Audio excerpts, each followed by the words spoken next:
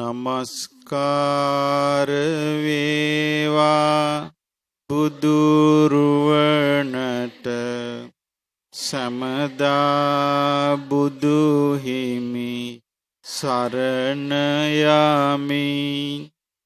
නමස්කාර වේවා ධම්රුවනට සමදා සදහම් සරණ යමි. නමස්කාර වේවා සංඝරුවනට සමදා මහා සංඝ සරණ යමි. නමස්කාර වේවා තුනුරුවනට සමදා තිසරණ සරණ යමි. සාදු සාදු සාදු. පින්වත්නි, අපි බුදුරජාණන් වහන්සේව සරණ ගියා. එතකොට මේ සරණ ගිය බුදුරජාණන් වහන්සේ ගැන අපිට හරි අවබෝධයක් නොතිබුණොත්, ඒ කියන්නේ උන්වහන්සේ කෙරෙහි අපි කරුණු සහිත වූ පැහැදීමක් නොතිබුණොත්, අපේ ජීවිතේ අපිට අඩුපාඩු සිදු වෙච්ච වෙලාවට ඒ අඩුපාඩු වලින් Tamanටම නැගිටින්න හැකියාවක් ඇති වෙන්නේ නැහැ. එතකොට අපි වචනයෙන් වෙන වැරදීමකට වචනයෙන් අපිට වරදින්න බැරිද? සිතෙන් අකුසල් හට ගන්න බැරිද? කයෙන් උනත් අකුසල් හට ගන්න බැරිද? ඒ බඳු අවස්ථාවක අපිට මඟ පෙන්වන්නේ ඒ බුදුරජාණන් වහන්සේ අවබෝධයෙන්ම දේශනා කරපු ධර්මයයි. එතකොට මේ උන්වහන්සේගේ අවබෝධය මොන වගේ පැතිවලට විහිදිච්ච එකක්ද, මොන වගේ එකක්ද කියලා අපිට තේරුම් අරගෙන සිටීම අපිට බොහොම උපකාරී වෙන එකක්. මොකද උන්වහන්සේ සම්බුද්ධත්වයට පත් වුණාම, ඒ කියන්නේ උන්වහන්සේ ගුරු උපදේශ නැතුව, බාහිර කෙනෙකුගේ උදව්වක් උපකාරයක් සහායක් නැතුව, තමන්ගේ හිතේ තියෙන සියලුම අකුසල් ප්‍රහාණය වෙලා යන ආකාරයට ආර්ය අෂ්ටාංගික මාර්ගය දියුණු කරගත්තා කියලා කියන්නේ මේ ලෝකෙ සිද්ධ වෙච්ච ඊටාම පුදුම සහගත දෙයක්. දැන් අපි ගම්මු, දැන් අපි ආර්ය අෂ්ටාංගික මාර්ගයේ කුමක්ද කියලා අහුවාම දැන් අපි කියනවා සම්මා දිට්ඨි, සම්මා සංකප්ප, සම්මා වාචා, සම්මා කම්මන්ත, සම්මා ආජීව, සම්මා වායාම, සම්මා සති, සම්මා. නමුත් ඒ කිසිම දෙයක් දන්නේ නැති කෙනෙක්, ඒක අහපු නැති කෙනෙක්, පොතක්වත් නැතුව, කියලා දෙන කෙනෙකුත් නැතුව, හිතෙන්ම ගලප මේවා කොටස් හටකට බෙදාගෙන මේක තමයි සම්මා දිට්ඨිය, මේක තමයි සම්මා සංකල්පේ, මේක තමයි සම්මා වාචා, මේ තමයි සම්මා කම්මන්ත කියලා මේවා කොටස් වලට බෙදාගෙන ඒවා පුරුදු කරන්න තනියම මේක කරන්න පුළුවන්, හිතන්න පුළුවන් දෙයක්ද? බාහිර කෙනෙකුට හිතන්න බැරි එකක්. මේක ලෝකෙ හිතන්න පුළුවන් නම් තනියම ඊට කලිනුත් කවුරු හරි තනියම කරගන්න පුළුවන් වෙන්න ඕනි කාටවත්. එහෙම මේ යුගයේ කවුරුවත්ම හිටියේ නැහැ. එතකොට බුද්ධ කාලේ දැන් බුදුරජාන් වහන්සේ සම්මා සම්බුදුයි කියලා ජනයා මැදට ඇවිල්ලා ප්‍රකාශ කළානේ. උන්වහන්සේ දේශනා කළා උන්වහන්සේ සම්බුදුයි, ගුරු උපදේශ රහිතව අවබෝධ කළේ කියලා. ඒ කාලෙම තවත් හිටිය පිරිසක් සම්බුදුයි කියාගත්තු. ඒ කවුද? නිගණ්ඨනාථ පුත්‍ර, සංජය බෙල්ලට්ටි පුත්‍ර, අජිත කේස කම්බල, පකුද කච්චායන, මක්කලී ගෝසාල. මේ වගේ පිරිස් තනියම කියාගෙන ගියා මොකද්ද? අපි සම්මා සම්බුද්දයි. ඉතින් බුදුරජාණන් වහන්සේගෙන් අහනවා එක්තරා අවස්ථාවක, මට මතක සාරිපුත්යන් වහන්සේ වගේ අහන්නේ අනේ මහා චුන්ද රහතන් වහන්සේ අහන්නේ භාග්‍යවතුන් වහන්සේ සම්මා සම්බුදු නොවන අයත් මොකද මේ සම්මා සම්බුදුයි කියලා තමන් ගැන කියාගන්නේ ඇයි කියලා ඇහුවා. සම්මා සම්බුදු නොවන අයත් සම්මා සම්බුදු කියලා කියාගන්නේ ඇයි කියලා ඇහුවා. දැන් සම්මා සම්බුද්ධ කියන වචනේ සමාජය තුල සම්මා සම්බුදු කෙනෙක් විග්‍රහ නොකරනද සාමාන්‍ය මිනිස්සුන්ට පුළුවන් ද සම්මා සම්බුදු කියන වචනේ තෝරගන්න? බෑ. එතකොට සම්මා සම්බුදු කියලා වචනේ විග්‍රහ කරාට පස්සේ තමයි අනිත්‍යය හඳුනාගන්නේ මේ තමයි සම්මා සම්බුද්ධ. එතකොට මේ විග්‍රහ කිරීම නිසා සම්මා සම්බුදු නොවන කෙනාව හඳුනගන්න පුළුවන්. සම්මා සම්බුදු කෙනෙක් සම්මා සම්බුද්ධත්වයේ විග්‍රහ කිරීම නිසා සම්මා සම්බුදු නොවන හඳුනගන්න පුළුවන්. ඊවෙලේ චුන්ද මහරහතන් වහන්සේට බුදුරජාණන් වහන්සේ වදාරනවා මහතීකෝ චොන්ද අවිජ්ජා ධාතු. මේ අවිද්‍යාව නැමැති ස්වභාවය අති විශාලයි කියනවා. ඔන්න දීපු උත්තරේ. සම්මා සම්බුදුයි කියලා සම්මා සම්බුදු නැති අය කියන්නේ ඇයි කියලා ඇහුවා බුදුරජාණන් වහන්සේගෙන්. දැනුත් මේ ලෝකේ රහත් කිය ලෝකේ කියනවනේ එක එක්කෙනා. ඇයි එහෙම කියන්නේ කියලා ඇහුවා. ඇහුවම කිව්වා මේකට හේතුව කිව්වා අවිද්‍යාව. අවිද්‍යා ධාතුව අති විශාලයි කිව්වා. එතකොට උන්වහන්සේව හඳුන්වාගත් එක්තරා අවස්ථාවක අවිද්‍යාව නැමැති අණ්ඩකෝෂයෙන් අණ්ඩකෝෂය කියන්නේ මොකද්ද? බිජුවට. ඒ කිව්වේ බිත්තරේ. අවිද්‍යාව නැමැති බිත්තරේ පලාගෙන ඉස්සෙල්ලාම ආවා. ඒකේ බුදුරජාණන් වහන්සේ භික්ෂුන්ගෙන් අහනවා මහණෙනි බිත්තර ගොඩක් තියෙන එක තැනක. මේ බිත්තර සමූහයෙන් ඉස්සෙල්ලාම බිත්තර කටුව පලාගෙන යම් සතෙක් එළියට ආවොත් අර පිරිස අතර ඔහු වැඩිමල් නැද්ද? ඔහු ශ්‍රේෂ්ඨ නැද්ද? ඔහු ජේෂ්ඨ නැද්ද? ජේෂ්ඨයා. ශ්‍රේෂ්ඨ කෙනා වැඩිමලා. ඉතින් බුදුරජාණන් වහන්සේ වදාළ මහණෙනි මම ලෝකයේ ජේෂ්ඨ උනේ ශ්‍රේෂ්ඨ උනේ ඔතනින් කිව්වා. මොකද්ද? ගුරු උපදේශයක් නැතුව තනියම අවිද්‍යාව සිඳ බිඳගෙන විද්‍යාව පහළ කරගත්තු එක. අවිද්‍යාව සිඳ බිඳගෙන විද්‍යාව පහළ කරගන්නවා කියලා කියන්නේ අතිශයින්ම විස්මයජනක දෙයක්.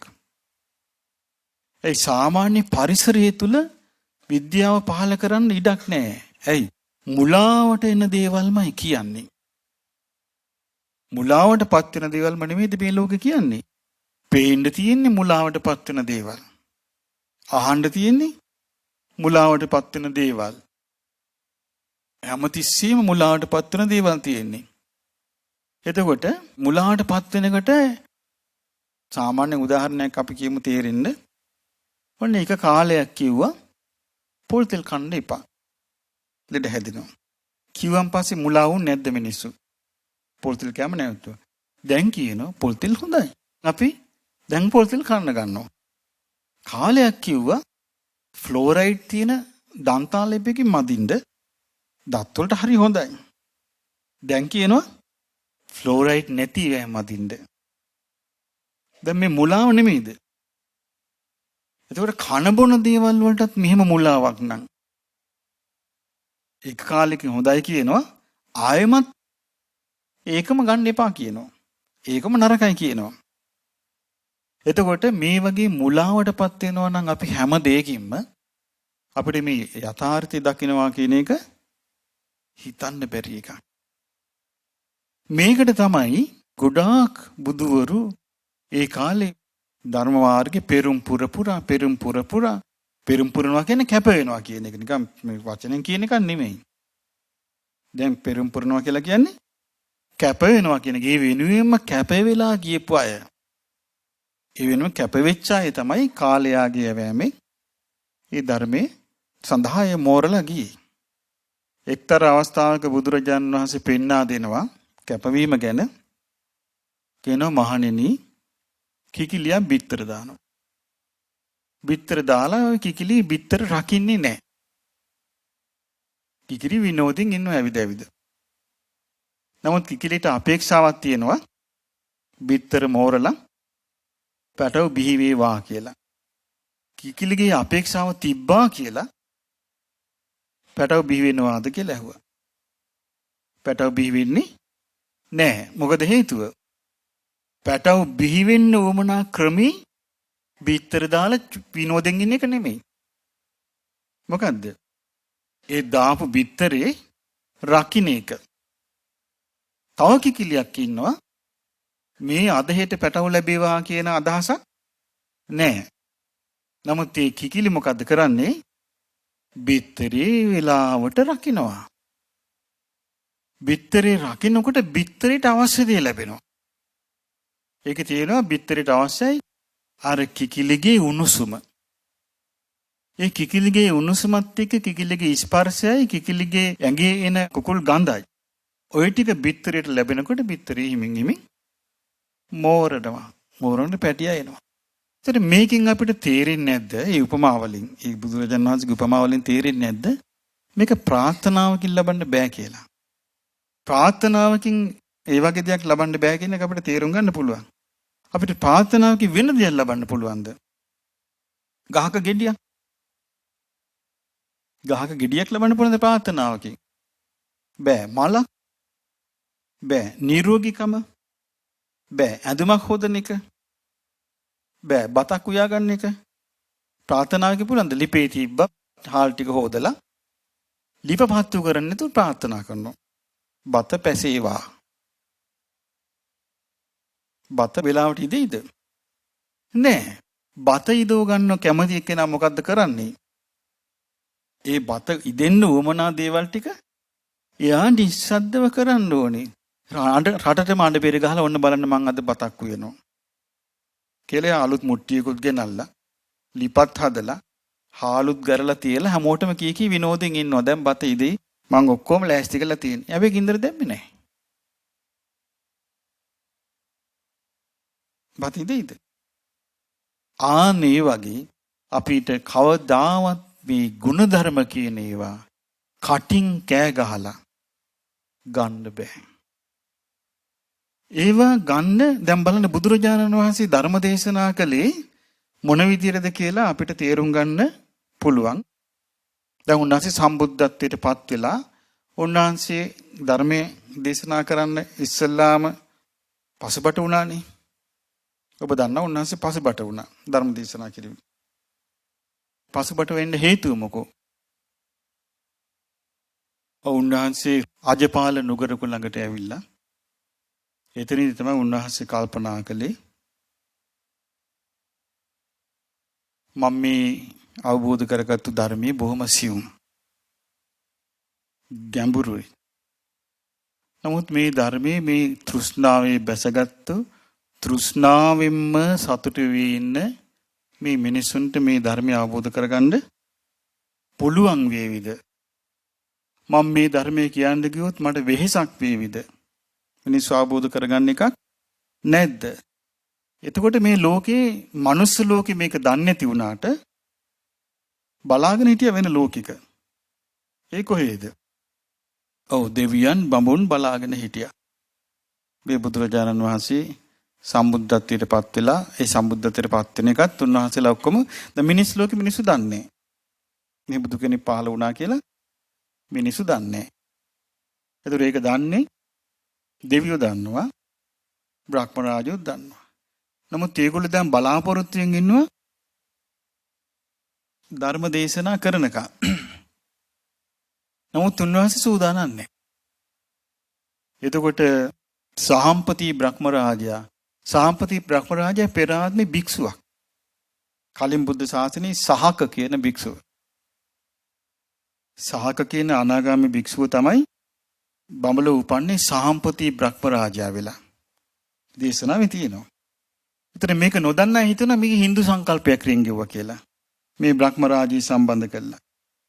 අහපු නැති අය ධර්මයේ හොඳට කියවපු නැති අය බාගෙට කියවපු අය හිතන්න පුළුවන් මේ මොකටද මේ ධර්ම දේශනා කරන මේ බ්‍රහ්මීක් මැදිහත් කරගත්තේ මේකට? කියලා.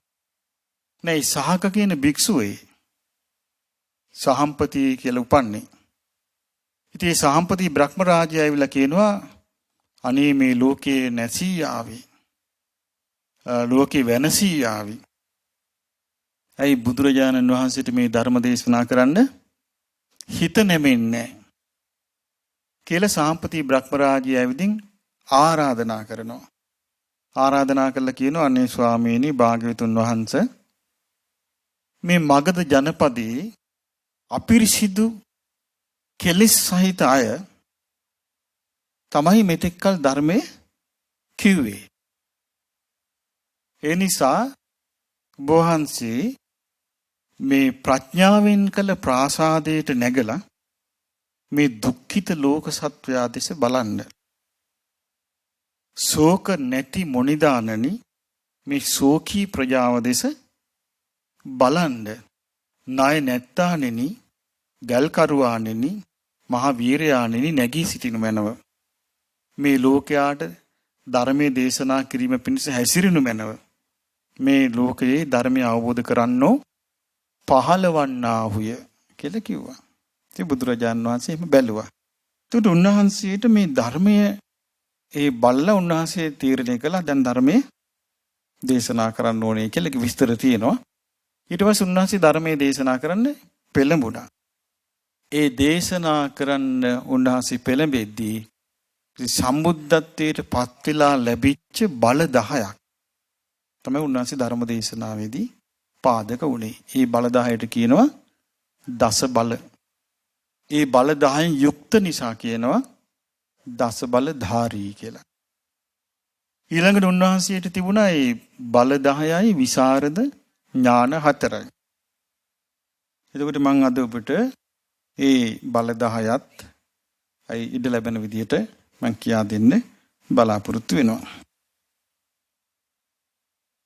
උන්වහන්සේ මේ දස බල ගැන විස්තර කරන්න හේතු උනේ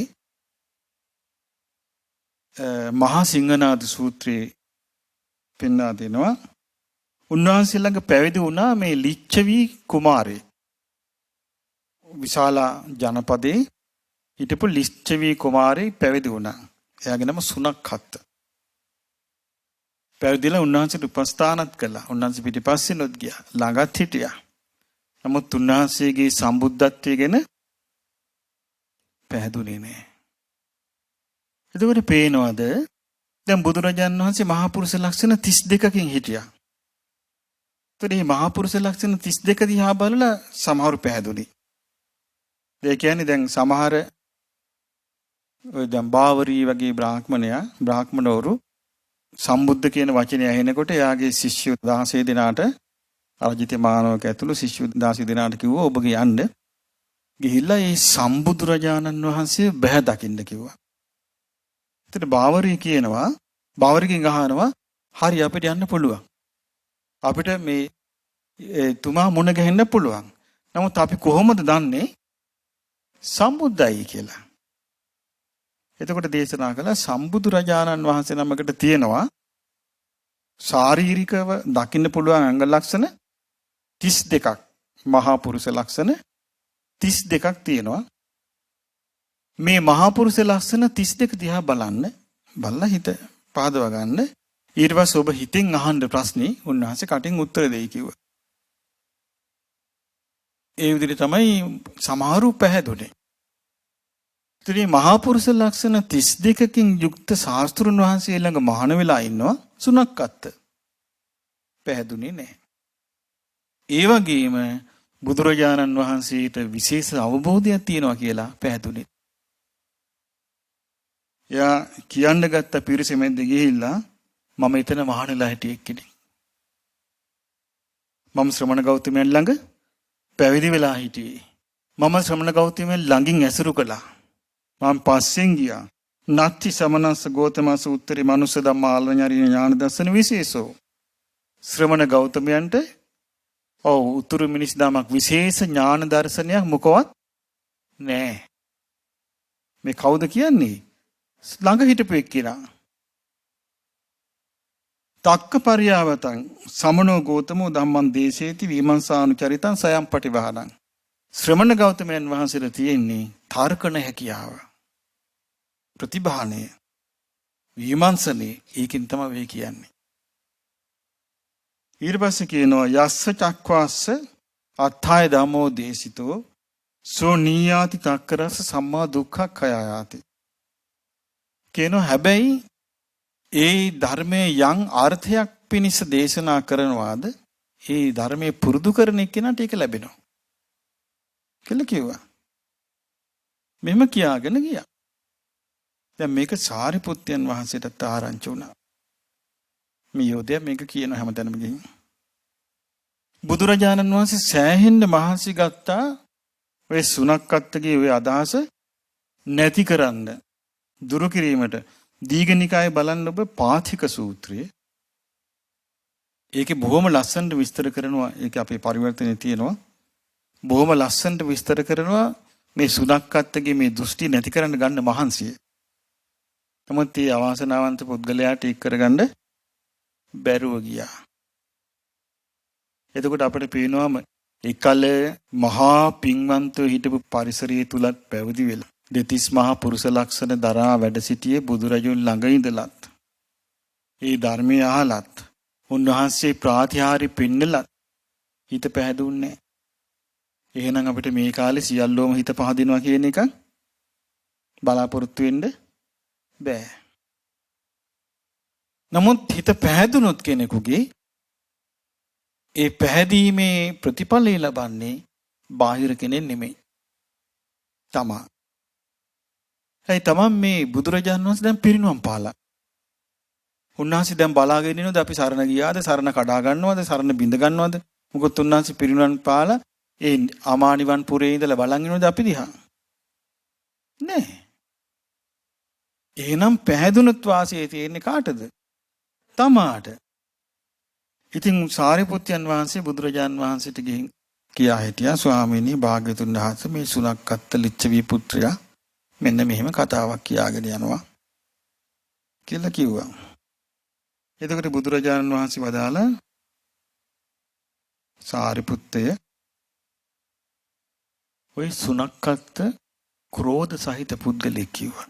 ක්‍රෝධ කරන කෙනෙක් කිව්වා. හිස් පුද්ගලෙක් කිව්වා. ඒතර ධර්මය අවබෝධ කරගන්න තියෙන බාධාවක් ඔන්න එතන කියුණා. මොකද්ද? ක්‍රෝධ සිත් ඇති බව. ඒ කියන්නේ සිත ගැටිච්ච ගමන් ඇතම් කෙනෙක් සම්පූර්ණ ධර්මයට අතාරිනවා. ධර්ම ඉගෙනිල්ලත් අතාරිනවා. ධර්ම ශ්‍රවණයත් අතාරිනවා. බුදුරජාන් වහන්සේ අතාරිනවා. අදත් ක්‍රෝධ සිත් ඇති එක්කෙනාට ඒක වෙනවා. එහෙනම් තමන් තුළ ක්‍රෝධ සිතක් ඇති බව මේ ධර්මයේ හැසිරෙන්න තියෙන විශාල බාධාවක් කියලා හඳුනා ගන්න. මොකද සමහර විට ක්‍රෝධ සිතක් ඇති එක්කෙනා වෙන සම්හිත සංසිඳව ගන්න අදහස වෙන දේවල් වලින් එන්න පුළුවන්. නමුත් එයාට අර සිතේ පැහැදීම ඇති කරගන්න උදව්වක් නැහැ. ඊට පස්සේ කියනවා සාරිපුත්තේ ක්‍රෝධ සහිත සිතකින්මයි ඔය කතාව කියන්නේ මට නිඳා කරන්න කියනවා. බුදුරජාන් වහන්සේට නිඳා කරන දවසේ ඔය කතාව කියන්නේ කියනවා. සාරිපුත්ත බලන්න මේ හිස් පුද්ගලයා නිඳා කරන අදහසින් කියලා වර්ණනාවක් කරනවා කියන උතන. මොකක්ද ඒ වර්ණනාව? යම් අර්ථයක් පිණිස ධර්මයේ දේශනා කරනවාද ඒ ධර්මයේ පුරුදු කරන එක්කිනාට ඒ අර්ථය ලැබෙනවා. ඊට පස්සේ සාරිපුත්තයන් වහන්සේට බුදුරජාණන් වහන්සේ දේශනා කරනවා අයම්පිහි නාම සාරිපුත්ත සුනක්කත්ත මොග්ග පුරිසස්ස මයි ධම්මන් වයෝ නභවිෂති. සාරිපුත්‍රය මේ සුනක්කත්ත හිස් පුද්ගලයාට මගේ ධර්ම ස්වභාවය වැටහුනේ නැහැ කියන. ඒතර බුදුරජාන් වහන්සේගේ ධර්ම ස්වභාවය මොකද්ද?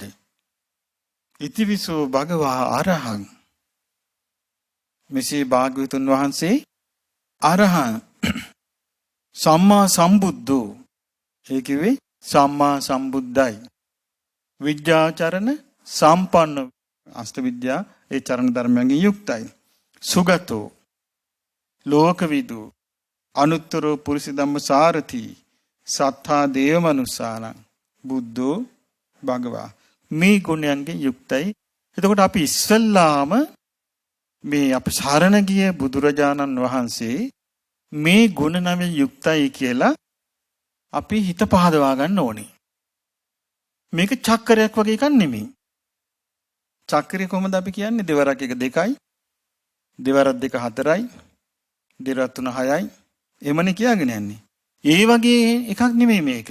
මේක කරුණු මෙනෙහි කරලා කරුණු තේරුම් අරන් කරුණු සලකලා තමයි මේ ගුණ තේරුම් ගන්නේ.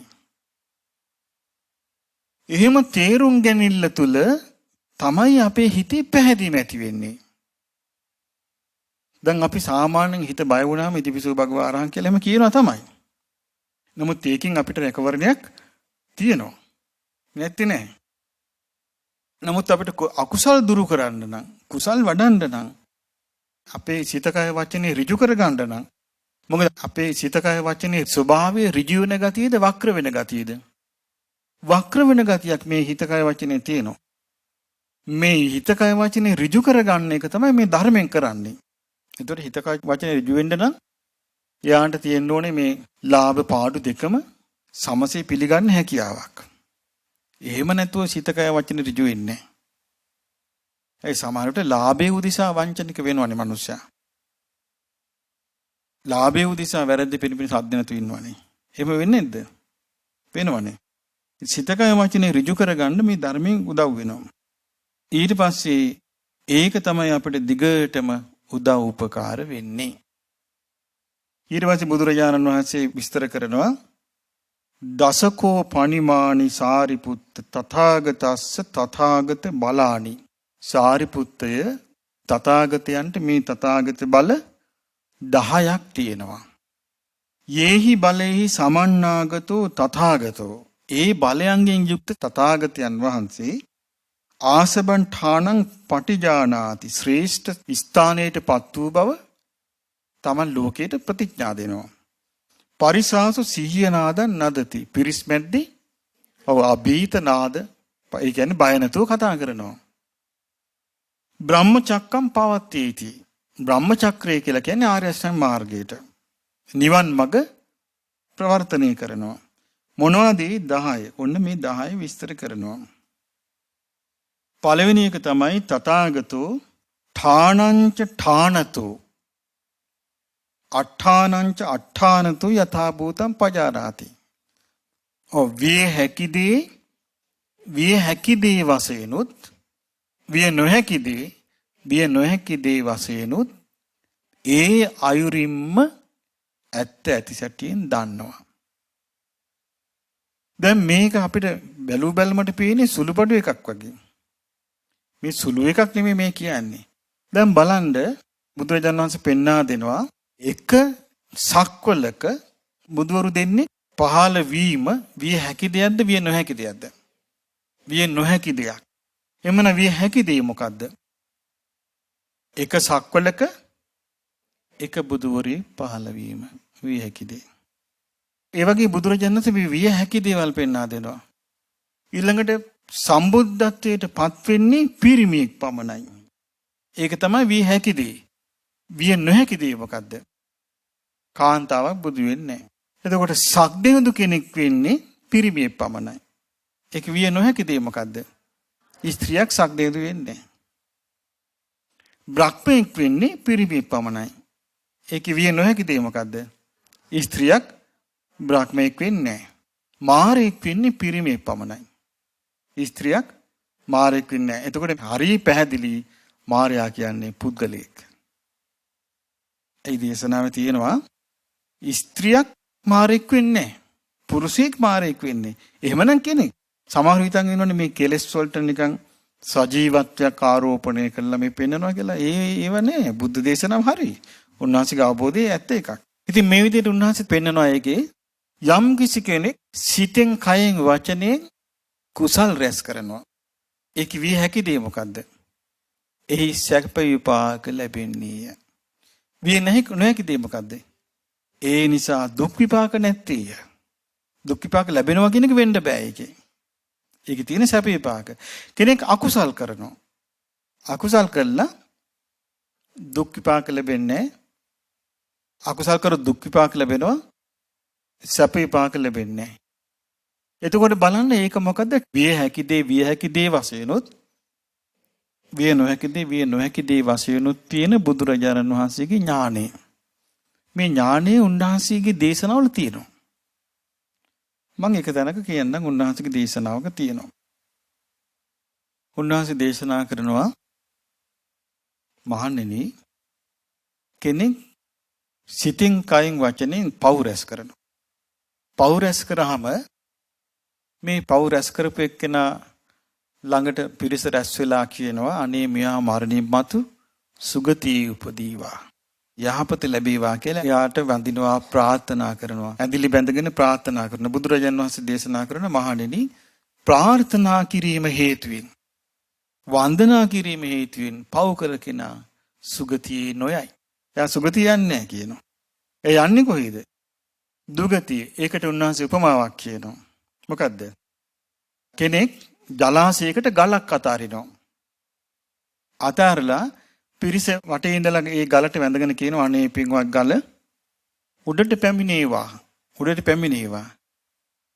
කවදාවත් උඩට එන්නේ. ඒ කියන්නේ ඒක යමක් වෙන්නේ නැත්තම් වෙන්නේ නැමයි.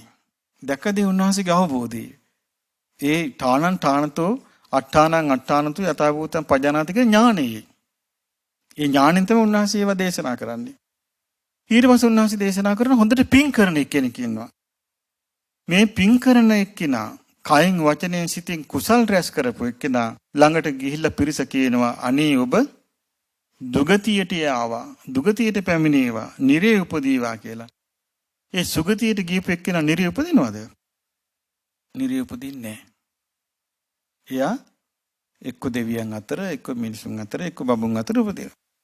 එතකොට බුදුරජාණන් වහන්සේ දේශනා කරනවා මේ වගේ එකක් කියනවා. කලයකට ගිතෙල් දාලා මේ කලේ ජලාශයක ඇතුළට දාලා බිඳිනවා. බින්දහම මොකද වෙන්නේ? කඩ ටික යටට බහිනවා, තෙල් ටික උඩට එනවා. එතකොට පිරිස වට වෙලා කියනවා අනේ මේ තෙල යටට බසීවා. එතකොට කෙනෙකුගේ ප්‍රාර්ථනා කිරීම හේතුවෙන්, ආයාචනාව හේතුවෙන්, වන්දනාව හේතුවෙන් මේ උඩට මතුවෙච්ච තෙල් යටට බස්සන්න පුළුවන්ද? යටට බස්සන්න බෑ. එතකොට මේවා මේ විය හැකි බවට පොඩ්ඩක්වත් ඉඩක් තියනවද? දැන් තෙල් ටික ප්‍රාර්ථනා කරලා බලාපොරොත්තු තියාගෙන පුළුවන්ද මේක යටට බහී කියලා? කිසිම ඉඩක් නැහැ. ඒවා ස්ථිර උපමා උන්වහන්සේගේ. ඒතර උන්වහන්සේ පෙන්වා දෙන්නේ මේ වගේ ඒවා අපිට පෙන්වා දීපු නිසා මොකද වෙන්නේ? ශ්‍රාවකයන්ට හිතට ගන්න පුළුවන්. එහෙනම් අපි කරන්න ඕනේ කුමක්ද? කුසල් රැස් කිරීම, අකුසල් දුරු කිරීම. අන්න එතකොට ඒක බලන්න දැන් බුදුරජාණන් වහන්සේගේ දේශනාවල උන්වහන්සේගේ දස බලෙන් එක බලයක් ඒකේ මුල් වෙලා නේද උන්වහන්සේගේ දේශනාවට. බුද්ධ දේශනාවල අඩමාණයට වචන නැහැ. ඒ අඩමාණට වචන නැත්තේ ඒ උන්වහන්සේගේ තියෙන ඥාන නිසා. උන්වහන්සේ ඒ ඥානයේ පිහිටලා තමයි ධර්මයේ දේශනා කරන්නේ. උන්වහන්සේගේ තව ඥානයක් තියෙනවා. දෙවෙනි ඥානේ අතීත අනාගත වර්තමාන. ඒක අතීතේ. අනාගතේ කියන්නේ තව ඉස්සරහට. වර්තමානයේ කියන්නේ මේ ඉන්න අවස්ථාවේ. කම්ම සමාදාන කරගත්තු කර්ම ඒක කයින් වේවා වචනෙන් වේවා සිතින් වේවා කරගත්තු කර්ම හේතු වශයෙන් තැන් වශයෙන් විපාක විඳින හැටි ඒ විදියටම දන්නවා. මේක ගැන නම් හරිම පුදුම සහගතයි. මේ කර්ම විපාක ගැන විස්තර කරන විදිය උන්වහන්සේ එක තැනක විස්තර කරනවා. අර කෝකාලික කියන භික්ෂුව, කෝකාලික දන්නවනේ, කෝකාලික කියන භික්ෂුව වෛර බැඳගත්තනේ. කවුරු ගැනද වෛර බැඳගත්තේ? සාරිපුත්ත මහරහතන් වහන්සේ ගැනත් මහා මොග්ගල්ලාන මහරහතන් වහන්සේ ගැනත් වෛර බැඳගත්තා. වෛර බැඳගෙන නිඳා කළා. මොකද්ද කරපු නිඳාව? මේ දෙන්නා ලාමකයි කිව්වා, පවිටුයි කිව්වා. ලාමක වූ ආසාවන්ගේ වසඟයට ගිහිල්ලා ඉන්නේ කිව්වා. කියලා කියාගෙන ගියා. ඉතින් බුදුරජාන් වහන්සේ කෝකාලිකව කැඳෙව්වා. කැඳවලා මොකද්ද කිව්වේ? කවදාවත් උක කියන්න එපා. සාරිපුත්ත මොග්ගල්ලාන දෙදෙනා ලාමක නැහැ, පවිටු නැහැ, ලාමක ආසාවන්ගේ වසඟයට ගිහිල්ලා නැහැ. ඒ නිසා උක කියන්න එපා කියලා කිව්වා. සමාව ගන්න කියලා කිව්වා. එතකොට මොකද්ද එයා කිව්වේ? බුදුරජාණන් වහන්සේගෙන් මට සමාව ගන්න පුළුවන්. මං අර දෙන්න ගෙන්න සමාව ගන්න යන්නේ නැහැ කිව්වා. මහණුණාට පස්සේ ඇති වෙන මාන්නේ ලීසියෙන් නැති කරන්න බැරි බව පේනවා. සාමාන්‍ය මිනිස්සු තියෙනවනේ මාන්නේ ඇති වුනහම අය සමාව ගන්නෙ. ඇයි එහෙම වෙනවනේ අර එක තැනක උනේ මොකද්ද අර දේවදත්ත ඒකාත්මික තාපසයෙක් වෙලා අපේ බෝසතාණන් වහන්සේ තාපසයෙක් වෙලා කාලදේවලයි අනිත් එක හිටිය නාරද තාපස. ඉතින් මේ තාපසවරුන්ගෙත් එහෙම වුණානේ. සමාව ගන්න කියද්දි සමාව ගත්තේ නැහැ. එතකොට අර බෝසත් තාපසතුමා ඉර පායන්න නොදී නවත්තන් ඉන්නවා. ඒ ඉර නවත්තන් ඉන්න හේතුව ඔන්න ඉස්සල්ලා මේ දේවදත්ත පෙර ආත්ම තාපසයා වෙලා යන ගමන් ශාලාවක නැවතුණා. නැවතුණාම අපේ බෝසතාණන් වහන්සේත් ආවා. ආවට පස්සේ ඇහුවා ඒ බලන මනුස්සයගෙන් ඇහුවා අද මට මෙහි නවතන් දෙන්න පුළුවන්ද කියලා. වේලාසනින් එක්කෙනෙක් ඇවිල්ලා ඉන්නවා. එයාගෙන් අහලා කැමති නම් නවතන් ගන්න කිව්වා. ඊට පස්සේ එයාගෙන් ඇහුවා මේ පින්වත් තාපසය මමත් මේ චාරිකාව යන එක්කෙනෙක් මම නවතන් ගත්තට කමක් නැද්ද කියලා ඇහුවා. ඉන්න ඕනනම් කිව්වා. දැන් අර බෝසතාණන් වහන්සේ පැත්තකටලා පාඩුවේ ඉන්න භාවනා කරගෙන අරයත් ඉන්නවා. ඒ තාපසයා දේවදත්ත තාපසයා මොකද කළේ? ඒ ශාලාවේ දොරටුව ළඟ ඉස්සරහා හරහට නිදාගත්තා. කරවලෙන් ඉතින් යන්නේ. බෝසත් තාපසයන් වහන්සේ මුත්‍රා කරන් දෙලියට හිමින් යද්දි මොකද වුනේ? මෙයාගේ බෙල්ලට කකුල තියුණා. ඊට සරේ කෑ ගන්න ගත්ත මේ බෙල්ල පාගල මේ මරණ හදනවද කියලා. කෑ ගන්න නෑ එහෙම නෙමෙයි. මට මේ වැරදුමක් වුණේ සමාව වෙන්න කියලා. ඉතින් සමාව ඉල්ලගෙන ගියා. එළියට ගියා. ගිහිල්ලා ඉතින් දොට්ට පිළට ගිහිල්ලා දැන් ඔන්න එනවා. එනකට කල්පනා කළා මම බොහොම පරිස්සමෙන් ගන්න මේ පැත්තෙන් ගිහලා බෙල්ල පෑගුණා.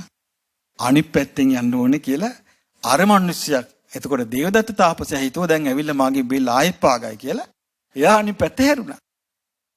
දැන් එයා අනිත් පැත්ත හැරිලා ඉන්නවා කකුල් දෙක අර පැත්තට දාලා. එතකොට දැන් අර බෝසත් තාපසයා එනවා. දැන් බෝසත් තාපසයා කල්පනා කළා දැන් මේ පැත්තෙන් බෙල්ල පෑගුණා මට මම මේ පැත්තෙන් පරිස්සමෙන් යන්න ඕනේ කියලා ආයෙ ගියා තිබ්බ කකුලේ බෙල්ලට.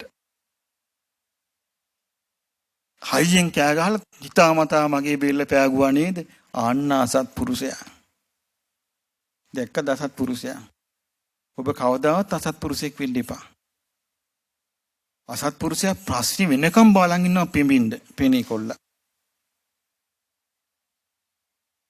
කිව්වා මේ දැක්කනේ මං කලින් මාව බෙල්ල පා ගන්න හැදුවා මං යන්තම් බෙල්ල මේ පැත්තට පැන්න දැන් ආයෙ පාගනවා කියලා. එයත් බල සම්පන්න කෙනෙක් කිව්වා හරි.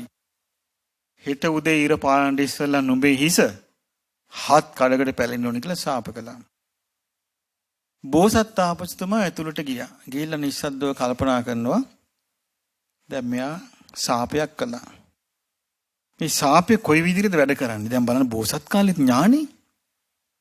බැලුවම් පස්සේ කිව්වා මම නිවැරදි. මගේ ඇති වැරද්දක් නැහැ. හිස හත් කඩකට පැලෙන්නේ මෙයාගේ. දැන් බලන්න ප්‍රාර්ථනා කළේ කාගේ හිස කැඩෙන්න කියලාද? බෝසතන් වහන්සේගේ හිස සත් කඩකට පැලෙන්න කියලායි ප්‍රාර්ථනා කළා ශාපි කළේ. නමුත් දැන් කැඩෙන්න නියම වෙලා තියෙන කාගේද? ඒ කරපු එක්කෙනාගේ. දැන් බලන්න එතකොට මොකද්ද මේකෙන් පේන්නේ? මේ ලෝක ධර්මයක් තියෙනවා අපිට පාලනය කරන්න බැරි. ලෝක ස්වභාවය වැඩ කරන්නේ අපිට ඕන හැටියට නෙමෙයි. එතන සිදුවෙන්න ඕන විදියටයි ලෝක ධර්මය වැඩ කරන්නේ. ඉතින් බෝසතන් වහන්සේ බැලුවා දැන් මගේ හිසද පැලෙන්නේ මෙතුමාගේ හිසද? බැලුවම පැලෙන්නේ කාගේද? අර දේවදත්ත තාපසයාගේ හිත තමයි පැලෙන්නේ. දැන් ඔන්න ඉර පායන්නේ. දැන් බෝසතන් වහන්සේ ඉර පායන එක වළක්කගෙන ඉන්නවා. රජුරුව කල්පනා කළා සේනා මිනිස්සු ගිහිල්ලා රජුරවන්ට පැමිණිලි කරනවා ඉර පායන්නේ නැහැ කියලා. රජුරුව එහෙනම් මොකක් හරි ප්‍රශ්නයක් මොකක්ද මේකේ නුඹලාට තියෙන සැකය මොකද්ද කියලා ඇහුවා. සැකේ තමයි කිව්වා තාපසවරු දෙන්නෙක් ඊයේ ආවා උන්දලාගේ වැඩද දන්නේ නැහැ කිව්වා. ඊට පස්සේ රජුරුව ගිහිල්ලා තාපසවරු හම්බෙලා කිව්වා තාපසතුමනි මේ ඉර පායන්නේ නැහැ මොකද්ද මේ කියලා ඇහුවා. එතකොට මේ දැන් බෝසත්තුමා නිස්සද්දව ඉන්නවා. අර ඉස්සරහට පැනලකුවා මෙහෙමයි මෙයා මගේ බෙල්ල පෑගුවා එකපාරක් මං සමාව දුන්නා ආයෙත් පෑගුවා. ඊට පස්සේ මම මෙයාගේ හිස සත් කඩකට පැලෙන්න කියලා කිව්වා. ඒක නිසා මොකක් හරි දන්නේ නැහැ කිව්වා. ඊට පස්සේ අර බෝසතාණන් වහන්සේගෙන් ඇහුවාම කිව්වා මෙන්න මෙම සිද්ධියක් වුණා. ඉර නැග්ගොත් මෙයාගේ හිස හත් කඩකට පැලෙනවා. ඊට පස්සේ ඇහුවා මේක වළක්වන්න මොකද්ද කරන්න කියන්නේ? සමාව ගත්තත් පුළුවන් කිව්වා. බෝසත් තාපසයාගෙන් සමාව ගන්න කියලා දැන් රජුරුව ගිහිල්ලා පින්සින් දිනනවා. අර තාපසතුමාට. නෑ සමාව ගන්නෑ. දැක්කද? සමාව ගන්නෑ. රජුරුව සේවකයන්ට කිව්වා අල්ලගනින් කිව්වා මේ අද්දකින් ඇදගෙන වරින් කිව්වා මෙතෙන්. උලාපම් මේ කොඹ බිම කිව්වා. දැන් සමාව ගන්න කිව්වා. ගත්තා. බෝසතාණන් වහන්සේ කිව්වා හා දැන් ඉතින් මේ විදිහට මම සමාව දුන්නා. එයා ගත්තේ නෑ දැන්. අර බලේ වෙන කෙනෙක් තමයි සමාව ගෙන්නෙව්වේ. ඊට පස්සේ බෝසතාණන් වහන්සේ කිව්වා එහෙමනම් දැන් මෙයාට වතුරේ බහින්න කියන්න. වතුරේ බහැලා ඔළුවේ සයිස් එකට මැටි ගුලියක් හදලා තියන්න මෙයාගේ ඔළුව උඩ. මම හිර අතාරිනකොටම මෙයාට දිහාට ගෙලෙන්න කියන්නේ. එතකොට මේ මැටි ගුලිය පැලේ කියලා. ඉතින් බෝසතාණන් වහන්සේ චිත්ත බලෙන් හිර අතෑරියා. අර ගොල්ලියේ මැටි ගුලිය පිපිරුවා මෙයා ගොඩ වුණා. ඒ සමාව ගත්තේ නෑ. බලන්න මේ හිතේ තියෙන දරදඬු කොම. දැන් මේ වගේ දරදඬු බවක් හිතක තිබේද නැද්ද? කියන්නේ තියෙනවා. මේ දරදඬු බව නැති මොලොක් බවක් ධර්මයෙන් හදනවා. ධර්මයට විතරයි මේ සිත මෘදු කරන්න පුළුවන්. දැන් බලන්න මේ කෝකාලික දරදඬු මොලොකුණේම නැහැ. සමාව ගංගම් කියලා කිව්වා ගත්තේම නැහැ. අන්තිමට මැරිලා දැන් දුගතිය යන්න ඕන මෙන්න. අර තුදුව කියලා බ්‍රහ්ම රාජයෙකුත් පෙර ආත්මේ මෙයාගේ ගුරුවරයාද කොහෙද? ඇවිල්ලා කිව්වා මේ සමාව ගන්න සාරිපුත්ත මොග්ගල්ලාන රහතන් වහන්සේලාගෙන් කියලා. ගත්තේ නැහැ. මැරුණා. මැරෙ නිරේ ගියා. අන්න එතනදී බුදුරජාන් වහන්සේ නිරේ විස්තරයක් කියනවා. මෙහෙම අසවල් නිරේ පදුම කියන නිරේ උපන්නා කියනවා. ඒතර භික්ෂුව අහනවා භාග්‍යවතුන් වහන්සේ මේ පදුම නිරේ ආයුෂ කියන්න පුළුවන්ද කියලා අහනවා. ගණන් කරන්න බෑ කියන ආයුෂ. උපමාවකින් කියන්න පුළුවන්ද කියලා. උපමාවකින් පුළුවන් කියනවා කියන්නේ කොසල් රටේ මිම්මෙන් විසිකිරියක ගැලක් කියනවා. ඒ කියන්නේ මේ මං හිතන්නේ මේ බුසලක් වගේ වෙන්නේ නැති ගැල කියලා කියන ලොකු කරත්ත. ශ්‍රී ලංකාවේ නම් ඒ කරත්ත නෑ. ඒ කියන්නේ දැන් අපි සාමාන්‍යයෙන් ගත්තොත් ඔය ට්‍රැක්ටර් වල තියෙන ට්‍රේලර් එක ඒ වගේ උසට පතුරු බැඳලා හදනවා බඩු පටවගෙන යන්න කරත්තවල. ඒවට කියනවා ගැල කියලා. එතකොට ඒ වගේ ගැලක් පුරෝපු තල තියෙනවා. අවුරුද්දකට වතාවක් මේ තල ඇටයක් එළියට දානවා. කාලය ගෑවේ මේ තලට ඉවර වෙනවා. ඒ වගේ 20 ගුණයක ආවශ්‍ය තියෙන නිරයක් තියෙනවා. මේක නිරවල් කීපයක් උන්වහන්සේ විස්තර කරලා කියනවා. මේ පදුම නිරිය ආවශ්‍ය මේ වගේ නිරවල් 10ක් විතර ගියාට පස්සේ තියෙන්නේ. ඒතර වචන වලින් ගණන් කරන්න බෑ. සංඛ්‍යාවකට ගණන් කරන්න බෑ මේ විස්තරي. ඒතර බුදු කෙනෙක් කර මේ කර්ම විපාක දෙන තැන මේ අසවල් තැන මේ කර්ම විපාක දැන් මෙයාට දුන්නා දැන් මෙයා උපන්නා කියලා වෙන ලෝකෙ කිසි කෙනෙකුට කියන්න බෑ. වෙන කිසි කෙනෙකුට කියන්න බෑ. ඒක තමයි උන්වහන්සේට මේ කර්මය ගැන තියෙන ඥාණය. ඒ නිසායි උන්වහන්සේ දේශනා කළේ සචේ භායසි දුක්ඛස්ස. ඉතින් දුකට බය නම් සචේවෝ දුක්ඛමප්පියං. දුකට කැමති නැත්නම් අප්පිරිය නම් දුකට. මාකත්ත පාපවකං කම්මං පව්කම් කරන්න එපා කියනවා. ආවීවා යදිවා රහෝ එලිපිටවත් රහසේවත් පව් කරන්න එපා කියනවා. එතකොට උන්වහන්සේ මේ කර්මය ගැන මේ උන්වහන්සේගේ තිබිච්ච ඥාණය අතීත කර්මය ගැන අනාගතය ගැන උන්වහන්සේට කොච්චර ඥානයක්ද බලන්න. අනාගතය අපි පිරිහෙන විදිය ගැන දේශනා කරපු එක දවස ගානේ ඇත්ත ඔප්පු වෙනව නේද? දැන් පිරිහි යනවා. අපි කියමු බලන්න අපේ බලාපොරොත්තු පිරිහීමද දිනුවද? බලාපොරොත්තු වෙන ආධ්‍යාත්මික දිනුවන් සාසනීය බබලන කාලයක් එයි. සාසනීය දිනුවේ කිය අපි කියනවා. හරි දැන් ගුණනගිලිලි නම් දිනු තමයි. ගතිගුණ වේගෙන් පරිහානියටපත් වෙගෙන යනවා. එහෙනම් ඉෂ්ට වෙලා තියෙන්නේ බුද්ධ වචනේනේ. දැන් ගතිගුණත් දිනු වේගෙන යනවා නම් සීලවන්ත බවක් දිනු වෙනවා නම් වහවහ සමාධියත් වැඩෙනවා නම් වහවහ ප්‍රඥාවත් වැඩෙනවා නම් අන්න අපිට බලාපොරොත්තුවක් තියන්න පුළුවන් මොකද්ද? දිනු වේගෙන එනවා. හැමෝම දියුණු වේගෙන යනවා කියලා එහෙම පේනවද? එහෙම නෑනේ. මේ හොඳට හිටපු යා මේ හිටපු ගමන් පේන මේ බද්ධ වෛර බැඳගෙන යනවා. එතකොට අපිට පේනවනේ එහෙම විශේෂ දියුණුවක් වෙන්නේ නෑ කියලා. එතකොට ඔප්පින්නේ මොකද්ද? අනාගතය ගැන බුදුරජාණන් වහන්සේ වදාළ දේශනාවයි. අතීතයේ පිළිබඳ අනාගතයේ පිළිබඳ වර්තමානයේ ගැන කර්මය විපාක දෙන ආකාරය තැන් වශයෙන් හේතු වශයෙන් ඒ අයුරින්ම උන්වහන්සේ දන්නවා. ඒ දැනගෙන තමයි උන්වහන්සේ දේශනා කළේ. එතකොට නිරය ගැන දේශනා කළේ උන්වහන්සේ. නිරය ගැන ගොඩාක් විස්තර දේශනා කළා. එක තැනක දේශනා කළා මහණෙනි ඔබට පුදුම ලාභයක් කියනවා මේ ලැබුණේ. නිරයක් තියෙනවා කියනවා ච පස්සායතනික කියලා. ඒ නිරේ ඇහෙන් දැක්කොත් යමක් කනට ඇහුනොත් නාසයට දැනුනොත් දිවට ආග්‍රහණය වුණොත් කයට පහසක් දැනුනොත් හිතට හිතුනොත් ඒක පීඩාවක්මයි කිව්වා. වේදනාවක්මයි කිව්වා. සිත සනසන දිය පේන තික් මානක නැහැ කිව්වා. ඔබ ඒකෙන් බේරිලා කිව්වා ඉන්නේ. තියනවා කිව්වා ඒ වගේම ච පස්සායතනික ස්වර්ගයක්. ඇහැට පේන කනට ඇහෙන නාසයට දැනෙන දිවට දැනෙන කයට දැනෙන හිතට හිතෙන හැම එකක්ම මිහිරි කිව්වා. ඔබ ඒකිනුත් බේරුණා කිව්වා. හැම එකක්ම මිහිරි නම් එතන තියෙන මුලා වෙන්නමයි නේද? අද අපිට මේ දෙකම තියෙන නිසා නේද මේක විග්‍රහ කරගන්න පුළුවන්. මේ මනුස්ස ලෝකේ.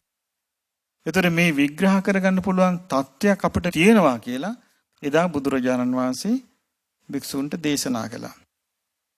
ඊළඟ මුන්වහන්සේ එක තැනක දේශනා කළා අපේ ජීවිතය ගැන පුරාණ මිදම් බික්කවේ කම්මං මහණෙනි මේ ජීවිතේ පැරණි කර්මයක් කිව්වා. අபிසංකතං චේතනාවෙන් රැස් කරපු එකක් කිව්වා. විශේෂයෙන් සකස් කරපු එකක් කිව්වා. අபிසංචේතිතං චේතනාවෙන් රැස් කරපු එකක් කිව්වා. සකස් කරපු එකක් කිව්වා. වේදනීයන් දට්ඨබ්බං.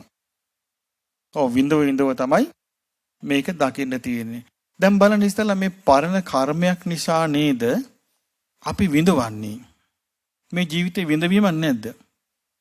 විඳවීමක් තියෙනවා. විඳවීමක් තිබ්බට අපිට මේකෙන් මිදෙන්නත් කැමතියි. මොකද මිදෙන්න පුළුවන්ද?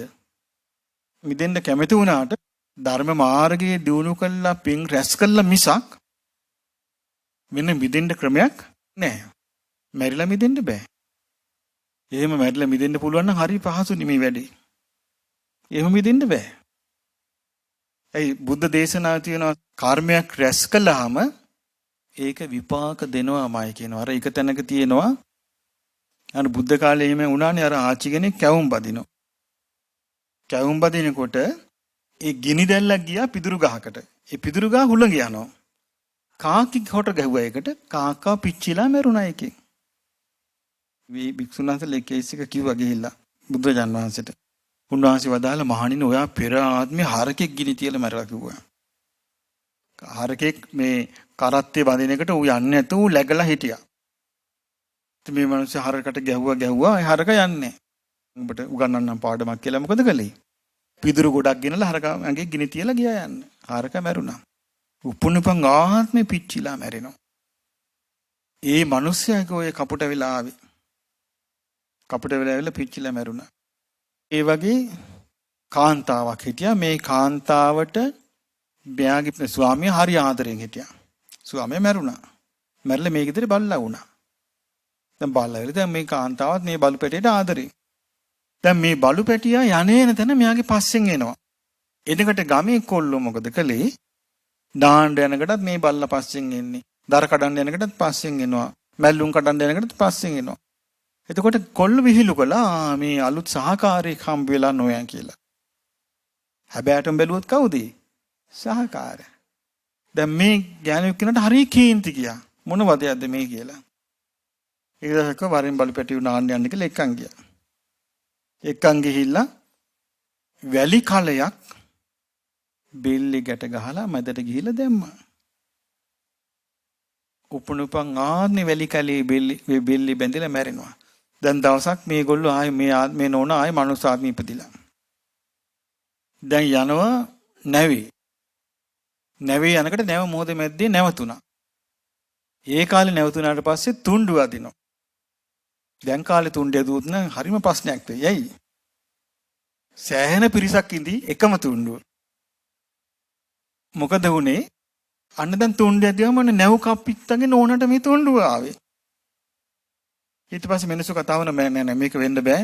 මේ නැව් කප්පිත්තගේ නෝනට මේ තුණ්ඩුව ආවේ. අපි ආයෙ ආදිමු කිව්වා. ආයෙත් ඇද්දාම එයාටමයි එන්නේ. ඊට පස්සේ ආයෙත් ඇද්දා. අර රුවල් නැවුනේ තිබුණේ. ඉතින් ඒව තමයි නැවතිලා තියෙන්නේ. යන්නේ නැහැ හැට මෙහෙට. ඊට පස්සේ ආයෙත් ඇද්දා. තුන් වතාවම ආවේ මෙයාට කරන්න දෙයක් නැහැ. නැව් කප්පිට අහක බලාගෙන අඬ ගියා කරන්න දෙයක් නැහැ. උඹලා මෙයාව වතුරට දාපන් කිව්වා. වැලි මුට්ටිය බැඳ බෙල්ලි වතුරට දැම්මා. තමන් යමෙකුට කරන්නේ යමක්ද ඒකම පෙරලා ලැබෙනවා. මේ කාලේ විශේෂයෙන්ම මේ හොරකම් මැරකම් ඒ වගේ අර ලාමක කියා අතේපත් වෙනවා. මේ ළඟදී එක අම්මා කෙනෙක් බලල් පැටවු ටිකක් අරන් ගිහිල්ලා පෙට්ටියක දාලා පන්සල අයිනේ තියලා කලබලෙන් වටපිට බලලා පන්සල අයිනේ තියද්දි යමගේ හැටි දිවිච්ච ඩෙන්ටි කාඩ් එක අර පෙට්ටිය වැටුණා. දැන් බලද්දි බලල් පැටවුත් ඉන්නවා ඩෙන්ටි කාඩ් එකත් අහු වුණා. හරි ප්‍රශ්නයකට මොන දෙන්නේ තියාච්චිට. අයි බලල් පැටවුයි ඩෙන්ටි කාඩ් එකයි දෙකම. හොරකම් කරන්න බෑ මේ කාලේ. ඒ හොරකම් කරලා හංගගෙන ඉන්න බෑ. ඔක්කොම එළියට එනවා. ඉක්මනට අකුසල් විපාක දෙනවා. එතකොට පින්වත්නි බුදුරජාණන් වහන්සේ මේක තේරුම් ගත්තා. මේ කර්මය අතීත අනාගත වර්තමානයේ විපාක දෙන ආකාරය. ඒව තමයි මේ බුද්ධ දේශනවල තියෙන්නේ. දැන් මේ දසබල ඥාන තමයි සියලුම දේශනාවල තියෙන්නේ. මේ දසබල ඥාන ඉගෙන ගැනීමේ වාසිය ඒකයි. මොකද හිත පහදිනවා. අනේ මේ බුද්ධ දේශනාවල මේවා තියෙනවා කියලා. එතකොට බුදුරජාණන් වහන්සේට තව ඥානයක් තියෙනවා. දැන් ඥාන දෙකයි නේ. මොකද්ද? විය හැකි දේත් නොවිය හැකි දේත් ඒ විදිහටම දන්නා ඥානයේ පළවෙනි එක. තේරෙන භාෂාවෙන් මතක තියාගන්න. මොකද අපිට හරිය ප්‍රයෝජනයි මේක බුද්ධ දේශනා ඉගෙන ගන්න අයට. මේක මතක තියා ගැනීම. දෙවෙනි එක තේරුම් ගන්න අතීත අනාගත වර්තමාන කර්ම විපාක වශයෙන් තැන් වශයෙන් ඒ විදිහටම දන්නා ඥානෙ. මේක තේරුම් ගත්තොත් අපිට හරි පරිස්සමෙන් ජීවත් වෙන්න පුළුවන්. බුදුරජාණන් වහන්සේට තව ඥානයක් තියෙනවා. සීල තැන්වල උපත පිණිස යන ප්‍රතිපදාව දන්නා ඥානෙ. හැම තැනම උපදින හැටි ඒ විදියටම උන්වහන්සේ දන්නවා. මේ තමයි මේ දේශනාවල තියෙන උන්වහන්සේගේ අවබෝධය තමයි මේ ධර්මයේ තියෙන්නේ මේ. ඒ කියන්නේ උන්වහන්සේ දන්නවා නිරේ යනවා නම් කෙනෙක් මේ නිරේ යන්නේ මේ විදියටයි කියලා උන්වහන්සේ දන්නවා. උන්වහන්සේකට උපමාවක් පෙන්වා දුන්නා. ගින්දර ගොඩක් තියෙනවා, ගිනි ගොඩක්. මැරෙන්න අසතුටු පිපාසිත කෙනෙක්, බඩගින්නේ ඉන්න පිපාසිත කෙනෙක්, මැරෙන්න කැමති නැති කෙනෙක් පාරක යනවා. ඒ පාර තියෙන්නේ කොහෙටද? අර ගිනි අඟුරු වලට. ඒතර උන්වහන්සේ කියනවා ඇස් ඇති කෙනෙක් බලන් ඉන්නවා මේ දිහා. බලන් ඉකට පේනවා මේ කෙනෙක් පාරේ යනවා. දැන් අපිටත් එහෙම පේනවා නේද සමහර අවස්ථාවල. අපි ගමු විශාල අනතුරක් තියෙනවා තැනක. කෙනෙක් යනවා මේ පාරේ. ඒතර අපි දන්නේ නැද්ද මෙයා මේ පාරේ ගියොත් මේ අනතුරට මැදි වෙනවා කියලා? දන්නව නේද? එතකොට අපි දැනගත්තොත් මොකද්ද අපි යාට කියන්නේ?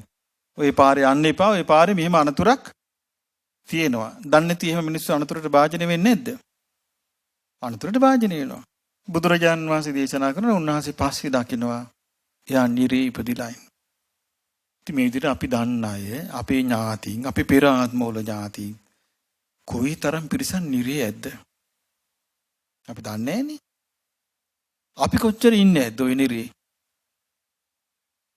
එතකොට බුදුරජාණන් වහන්සේ දේශනා කළ තව සමහරු ගත කරන ජීවිතේ එයා යන්නේ තිරිසන් අපායේ. ඒ ගත කරන ජීවිතේ කෙලවර වෙන්නේ මොකෙන්ද? තිරිසන් අපායේ. සතෙක් වෙලා තමයි යා උපදලා ඉවර වෙන්නේ. සතෙක් වෙලා ඉපදිලා එයාගේ ජීවිතය ඉවර වෙන්නේ. අර එක තැනක තියෙනවා බුදුරජාණන් වහන්සේගේ කාලේ මේ මහා පින්වන්ත අය. දැන් කොච්චර පින්වන්ත වුණත් හරි දේ නොලැබුණොත් එයාට නොමග යන්න පුළුවන්. බුද්ධ කාලේ එක තරුණයෝ දෙන්නෙක් හිටිය යාළුවෝ දෙන්නෙක්. මේ දෙන්න ගියා තපස් කරන තැනකට. තපස් වලට කියන ව්‍රත කියලා. ඒ කාලේ තපස් ක්‍රම තිබුණා. ව්‍රත තිබුණා අජ ව්‍රත. අජ ව්‍රත කියන්නේ එළුවෙක් වගේ ඉන්නවා. ගෝ ව්‍රත. වෘත නෙමෙයි වෘත කියන්නේ රවුම. ව්‍රත. ගෝ ව්‍රත කියලා කියන්නේ ගවයෙක් වගේ ඉන්නවා. කුක්කුර ව්‍රත. බල්ලෙක් වගේ ඉන්න. ඉතින් මේ යාළුවෝ දෙන තෝරගත්ත ඕක. එක්කෙනෙක් තෝරගත්ත ගෝ ව්‍රතේ. අනිත් එක්කෙනා තෝරගත්ත කුක්කුර ව්‍රතේ. ඒ කියන්නේ එක්කෙනෙක් බල්ලෙක් වගේ ඉන්නවා. තව එක්කෙනෙක් ගවයෙක් වගේ ඉන්නවා. දැන් මේ දෙන්න මේ පුරුදු කරන විමුක්තිය කරා යන්න. දවසක් මේ දෙන්න මෙන්න බලද්දි දෙන්නෙක් කිනවා හතර ගාතේ. හතර ගාතෙන් ඇවිල්ලා එක්කෙනෙක් අර තුන් පාරක් වෙම කැරකිලා බලුපටිය වාඩි වෙනවා වගේ වාඩි වුණා. අනිත් එක්කෙනා ඇවිල්ලා ගවයා වගේ අත් දෙකම ඇතුළට නවාගෙන වාඩි වුණා. වාඩි වෙලා දැන් බුදුරජාණන් වහන්සේ කතා කරනවා. කිව්වා අපි දැන් කාලයක් තිස්සේ බොහෝම කැමැත්තෙන් මේ ප්‍රතිපදාව පුරුදු කරනවා. අපි මේ විමුක්තියක් කරා යන්න. අනේ අපි උත්සාහය සඵල වේවිදයි කියලා ඔබ වහන්සේට කියන්න පුළුවන්ද කියලා ඇහුවා. ඒතර බුදුරජාණන් වහන්සේ වදාලා පුන්න වෙන එකක් කතා කරන්න. ඕව මාතුකා ඕනේ නැහැ කිව්වා. ආයෙමත් ඇහුවා. වෙන එකක් කතා කරන්න මේ මාතුකා එපා කිව්වා. තුන්වෙනි වතාවත් ඇහුවා. ඊට පස්සේ බුදුරජාණන් වහන්සේ වදාලා තුන්වෙනි වතාවත් ඇහුවා. දැන් ඕගොල්ලෝ දැන් අරයට කිව්වා කුක්කුර ව්‍රත තියෙන කෙනාට කිව්වා දැන් ඔබ දැන් බල්ලෙක් වගේ තමයි දැන් බිමට දාපු දියා බල්ලෙක් වගේ කන්නේ. ඒතර ඔබ බල්ලෙක් වගේ හැසිරෙන්නේ. ඔබේ සිතුවිලි රටාව සම්පූර්ණ යන්නේ බල්ලෙක් වගේ. එතකොට ගවයා එක්කෙනාට කිව්වා දැන් ඔබ ගවයෙක් වගේ ඉන්නේ. සිතුවිලි රටාව සම්පූර්ණ යන්නේ ගවයෙක් වගේ. එතකොට ඔබ බලාපොරොත්තු වෙනවා විමුක්තිය කරා යන්න. ඒක මිත්‍යා දෘෂ්ටියක්. මේ විමුක්තිය යන මාර්ගයක් නෙමෙයි. කියලා කිව්වා. ඉතින් ඒ නිසා උපදින්නේ බලු යෝනිය උපදිනවා එක්ක නිරය යනවා කිව්වා. අනිත් ඇයි කිව්වා එක්ක ගව යෝනිය උපදිනවා නිරය යනවා. හැබැයි දැන් ඉස්සරහට එන විදියට නම් පේන්නේ නිරයටම තමයි. තිරිසන් අපායෙන්වත් බේරෙන්නේ නැහැ. අනාගත ලෝකේ නම් දැන් ওই මැද පෙරදිගේ තියෙන ඒගොල්ලෝ කතා කරන රටාව බැලුවාම නිරයටම තමයි. මම දැක්ක එක තරුණ ළමයෙක් කියනවා දැන් බෝම්බ ගොඩක් පොඩි අර කබල් ජීප් එක දාගෙන දැන් මම ඉස්සර වාඩි වෙලා ඩ්‍රයිවිං සීට් එකේ වාඩි වෙලා යා සුක්කාන මතින් අරන් කියනවා මට හරි සතුටුයි කියනවා. මගේ ආගම වෙනුවෙන් මේ වගේ මරාගෙන මැරෙන්න. මට හරි සතුටුයි මම දැන් තාම පොඩ්ඩකින් මැරෙනවා. තමයි මරාගෙන මම මේක පුපුරවන්න දැන් ඔක්කොම ලෑස්ති කරලා තියෙන්නේ. මම මේ මිසදිරි පිරිසක් මරාගෙන මැරෙන්නේ. මම හරි සතුටුයි මට අප්සරාව 72ක් එහෙදි ලැබෙනවා කිව්වා. දැන් අප්සරාව 72 දෙන්නෙක් එක්ක විනෝද වෙන්න දැන් මම හිතන් ඉන්නේ. ඒතර හිත මුල් කරගෙන තියෙන්නේ කාමෙට. හිතාගෙන ඉන්නේ අප්සරාව 72ක් ලැබෙනවා. ලැබෙන්නේ කොහොමද? තමන්ගේ ආගමික විශ්වාසය නැති එක්කෙනා විනාශ කරපන්. එතකොට ද්වේෂයක් එතන තියෙනවා. ඒ ද්වේෂෙත් එක්ක තෘෂ්ණාවකුත් තියෙනවා. දෙකම මිත්‍යා දෘෂ්ටිකයි. ගිහලා පිපිරෙව්වා. එතකොට මේ කොල්ලුවාගේ වයස අවුරුදු 17ක් හරි 18ක් හරි. එතකොට බලන්න මේ මිසදිටුව සම්මාදිට්ඨිය නෑ. දැන් බලන්න බුදුරජාණන් වහන්සේගේ ධර්මයේ තුන එක විස්තරයක් එහෙම එකක් තියෙනවා. දැන් ඔන්න නන්ද කුමාරයා. නන්ද කුමාරයාට මේ ධර්මයේ සීකර ගන්න බැරි වුණානේ. ඒ බැරුණේ මොකද? ඒ අර පාත්‍රය අරන් බුදුරජාණන් වහන්සේ පිටිපස්සෙන් වඩිද්දී ජනපද කල්යාණි කිව්වනේ ආරිපුත්‍ර ඉක්මන්ට එන්නේ කිව්වා. දැන් මෙයාගේ හිතේ මේක හොල්මන් කරනවා. මොකද්ද? දැන් මාලිගාව විවෘත කරන්න තිබ්බා. බඳින්න තිබ්බා. ඔව් ඔටුන පළඳින එක තිබ්බා. දැන් මේ ඔක්කොම නැතුව දැන් මේ මහාන වෙලා. ඊට පස්සේ මෙයා තනියම ඇස්වල අඳුන් ගන්නවා, තනියම හැඩ වෙනවා. ඉතින් මේ ලස්සන කැටයන් දාපු පාත්‍රයක් අරන් ඉන්නවා. සිවුර අර සිග්සැග් සිස්ටම් එකට මහනවා. ඉතින් මේක ස්වාමීන් වහන්සේලා බුදුරජාණන් වහන්සේට පැමිණිය කළා. භාග්‍යවතුන් වහන්සේ මෙහෙමයි මේ නන්දයන් වහන්සේ ඇස්වල අඳුන් ගාගෙන හැඩ වැඩ ඇති සිවුරක් පොරෝගෙන මේ පාත්‍රය ලස්සන තියන් ඉන්නවා කියලා. ඒකට පේනවා පැවිදි වුණාට ඉන්නේ කොයි ලෝකෙද? අර පරණ ලෝකේ තමයි දැන් හිතේ තියෙන්නේ. බුදුරජාණන් වහන්සේ නන්දට කතා කරනවා. නන්ද කතා කළා මම මේ කල්පනා කළේ ඔය විකාර සිවුර අතෑරලා පඳු ගහපු මේ පාසකුල සිවුරක් පොරවගෙන මැටි පාත්‍රයක් අරන් ඔය ඇස්වල ගාගෙන ඉන්න අඳුන් හොදලා සාමාන්‍ය භික්ෂුවක් වගේ මේ නන්ද ගත කරන්නේ කවද්ද කියලා මම මේ කල්පනා කරන්නේ. දැන් ඇයි නන්ද කුමාරයා දන්නවද තමන් මේ පෙරම් පුරාගෙන මොකේදද කියලා? එයා දන්නේ නේක. දැන් බලන්න බුදුරජාණන් වහන්සේ සියල්ල යන පාර දන්නවා. ඊට පස්සේ නන්ද ගියා දැන් ආසාව තියෙන අර මේ මාලිගාවේ උටුන පැඳලා ජනපද කල්යාණිත් එක්ක ලස්සනට ජීවිතය ගෙවන්නනේ. දැන් බුදුරජාණන් වහන්සේ මොකද කළේ? නන්ද කුමාරයා එහෙනම් නන්ද අපි ගමනක් යන් කියලා මොකද කළේ? අතින් අල්ලගෙන තව්තිසා දිව්‍ය ලෝකයට වැඩියා. තව්තිසා දිව්‍ය ලෝකයට වැඩියාම ඔන්න සක්දෙවිඳු එයිලෝ වන්දනා කරම මෙන්න දිව්‍ය අප්සරාව එනවා පොරකකා. පිරිස එනවා පිරිවර. මේන්නේ කාට වන්දනා කරන්නද? බුදුරජාණන් වහන්සේ වන්දනා කර හොඳට බැලුවා නන්ද කුමාරයා. හොඳට බලන්න කිව්වා නන්ද මේගොල්ලෝ දිහා. බැලුවා. පතුල් රෝස පාටයි. මේ ලස්සන දිවංගනලා. ඊට පස්සේ ආව නන්ද දිව්‍ය ලෝකෙදිම ඇහුවා. නන්දර මේ ජනපද කල්යාණී මුන්දෙලයි බැලුවොත් මේ වෙනස මොකද්ද? කොහොමද වෙනස කියලා ඇහුවා. අනේ භාග්‍යවතුන් වහන්සේ මුන්දෙලා ඉදිරියේ ජනපද කල්යාණී කවුද කියලා ඇහුවා. අන්න එතන තමයි උපමාවක් කිව්වේ. නන්ද ස්වාමීන් වහන්සේ උපමාවක් කිව්වේ. මොකද්ද? හේනක දාච්චි වෙන්දිරියක් වගේ කිව්වා මේ දිව්‍ය අප්සරාව විසර. එතකොට බුදුරජාණන් වහන්සේ නන්ද ස්වාමීන් වහන්සේට උදල් නන්දය සීල ගුණයෙහි යෙදෙන්න ධර්මයේ හැසිරෙන්න මේ අප්සරාව 500ක් ඔබට ලැබී කිව්වා. එතකොට අප්සරාව ලැබෙන ප්‍රතිපදාවක් එතන බොරුවක්ද හැබෑවක්ද? හැබෑවක්. එතකොට යම් කිසි කෙනෙක් ගුණධර්ම පිරුවොත් හරි විදියට දැන් බුද්ධ කාලේ එහෙම එකක් වුණා. එක භික්ෂුන් වහන්සේනම සීලමය ප්‍රතිපදාවකින් වාසය කළා. ධර්මයේ තුල වාසය කළා. භාවනා කර කර හිටියා. අපවත් වුණා. දිව්‍ය ලෝකේ උපන්න දිව්‍ය අප්සරාව ලැබිලා 100 ගාණක්. ඒ අප්සරාව බැලුවත් දිව්‍ය රාජයා මේ ඇස්සරලා බලන්නේ. ඇස්සරිය දැක්ක අප්සරාව ඇයවස් වහගත්තා. ඊට පස්සේ ඒ අප්සරාව ගිහිල්ලා මොකද කළේ? කන්නඩියක් කෙල්ලෝ මෝනට මේ බලන්න දැන් කියලා. බැලුවම කවුද? ස්වාමීන් වහන්සේ නෑ. දෙවියා ඉන්නේ. ඊට පස්සේ බුදුරජාන් වහන්සේට ගිහලා අනේ ස්වාමීනි මේ මලපිරීතිය වගේ පිරිසක් දැන් වට කරන් ඉන්නවා මාව. මට මේකෙන් ගැලවෙන්න ඕනේ කිව්වා. ධර්මය අවබෝධ කළා. ඒ වෙලාවේ බුදුරජාණන් වහන්සේ ධර්ම දේශනා කළා අවබෝධ කළා. දැන් එතකොට බලන්න ඒක නේද ඇත්ත විස්තරේ. එහෙනම් දෙවියන් අතරට යන්න මිනිස්සයාට අවස්ථාවක් නැද්ද? අවස්ථාවක් තියෙනවා. දැන් අපි සාමාන්‍යයෙන් ගම්මු කාලයක් තිස්සේ අපේ රටේ ඇහුවේ මේ දෙවි ලෝකෙ ගිහිල්ලා වැඩක් නැහැ. දෙවි කෙනෙක් කියලා වැඩක් නැහැ. පින් කරන්න බෑ එහෙමනේ. අපි සාමාන්‍යයෙන් සාක්කියක් ගමු අපිට පැහැදිලි සාක්කියක්. දන්න දෙවි කෙනෙක් ගැන. බුදුරජාණන් වහන්සේ ලංකාවට වැඩපු වෙලාවේ මහියංගනීට වැඩපු වෙලාවේ ලංකාවේ දෙවි කෙනෙක් උන්වහන්සේට මුණ ගැහුණා. කවුද ඒ? සමන් දෙවියෝ. තුර සමන් දෙවියන්ට වන්දනාමාන කරන්න බුදුරජාණන් වහන්සේ මොනවද දුන්නේ? කේස ධාතු දුන්නා. එතකොට එහෙනම් දෙවියෝ කේස ධාතු අරගෙන මහියංගනී සෑය බැඳි නැද්ද?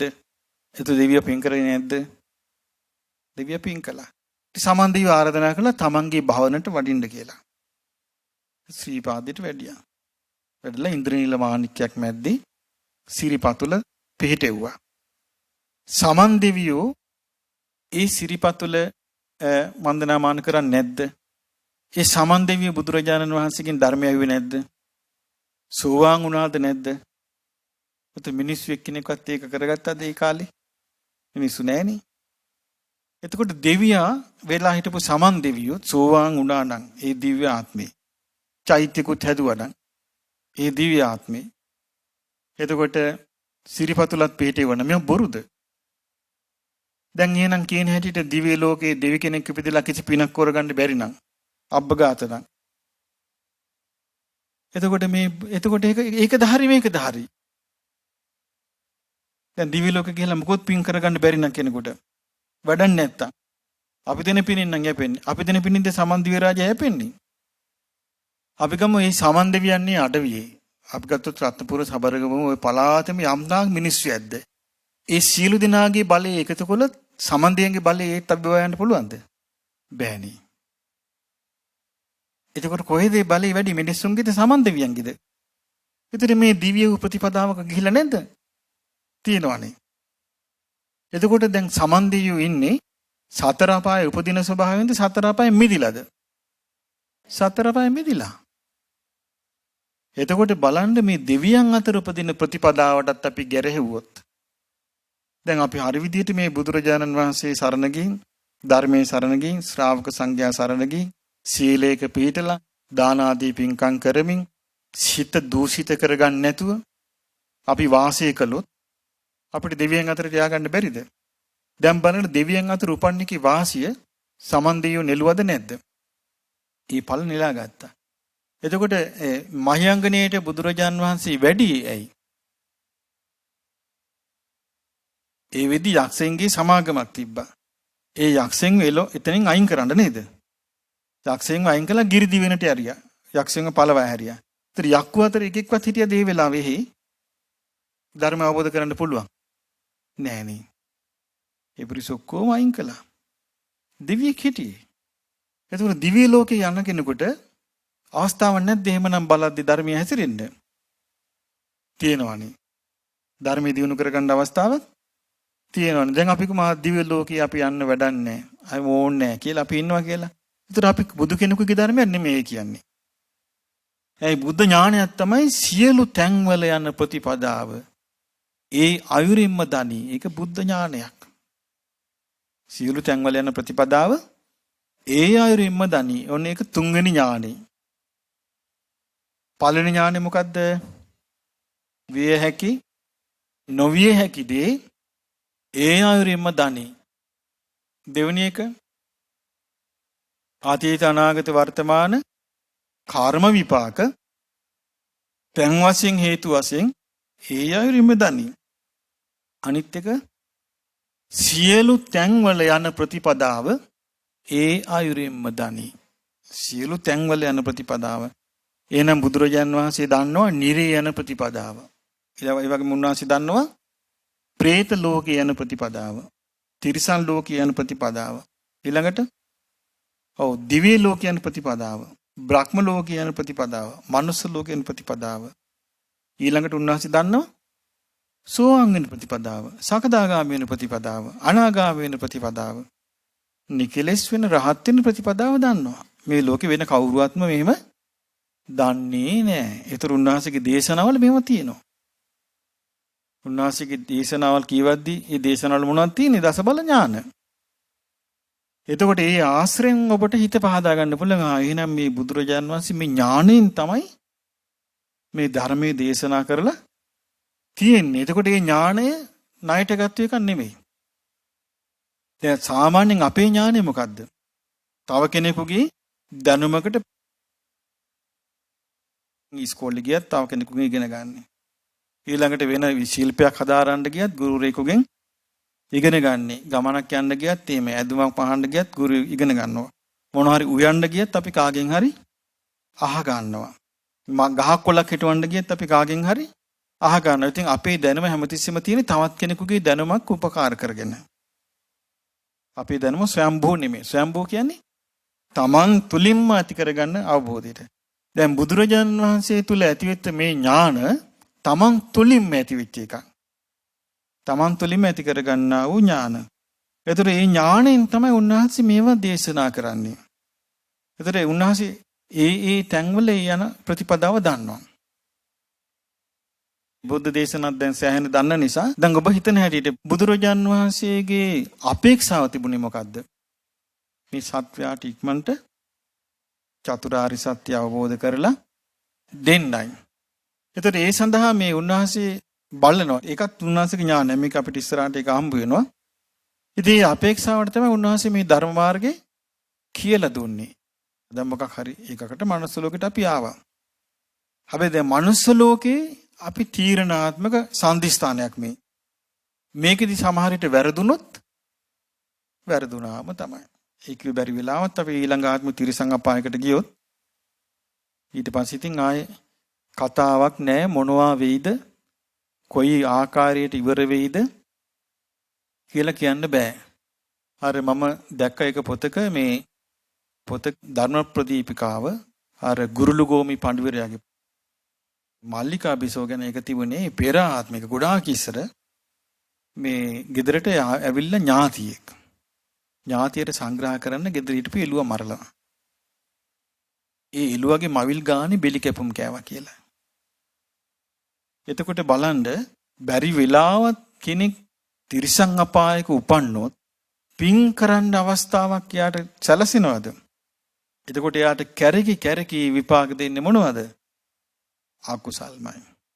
අපි කියමු බැරි වෙලාව මේ යන රටාවේ පෙරේත ලෝකයක උපන්නොත් එතකොට යාට කැරකි විපාක දෙන්නේ මොනවද?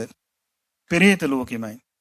දැන් සාමාන්‍යයට ඔබට හිතෙන්න පුළුවනි පෙරේත ලෝකේ උපන්න කෙනාට දැන් අපි පින් දෙනවනේ පෙරේත ආත්මෙ මිදෙයි කියලා.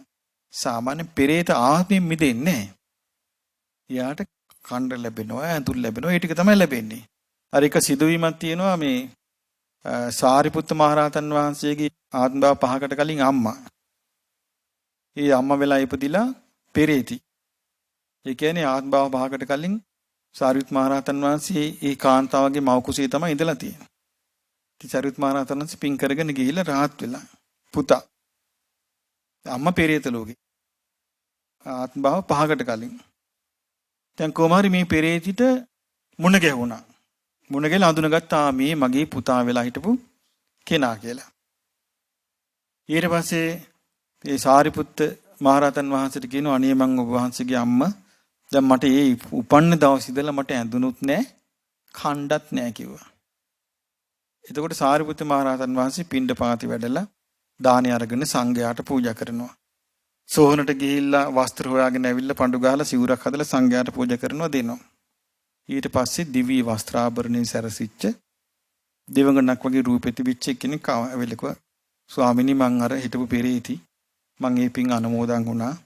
මට දැන් කෑම ලැබුණා, ඇඳුම් ලැබුණා. නමුත් මට තව සුළු කාලයක් තියෙන කිව්වා. ඊට පස්සේ කොහෙද යන්නේ කියලා ඇහුවා. නිරේ කිව්වා. දැන් සාරිපුත්ත මහරහතන් වහන්සේට බේරන්න බෑනේ. බේරන්න බෑ. දැන් පින් ගන්න යාට පුළුවන්කම තිබුණා. නමුත් කර්ම විපාක යන රටාව බේරන්න බෑ. මනුස්ස ලෝකෙදී නම් බේරන්න පුළුවන් වුණා. දැන් සාරිපුත්ත මහරහතන් වහන්සේ එක්තරා අවස්ථාවක එක්කෙනෙකුගේ වගේ බේරුවනේ. සාරිපුත්ත මහරහතන් වහන්සේගේ යාළුවා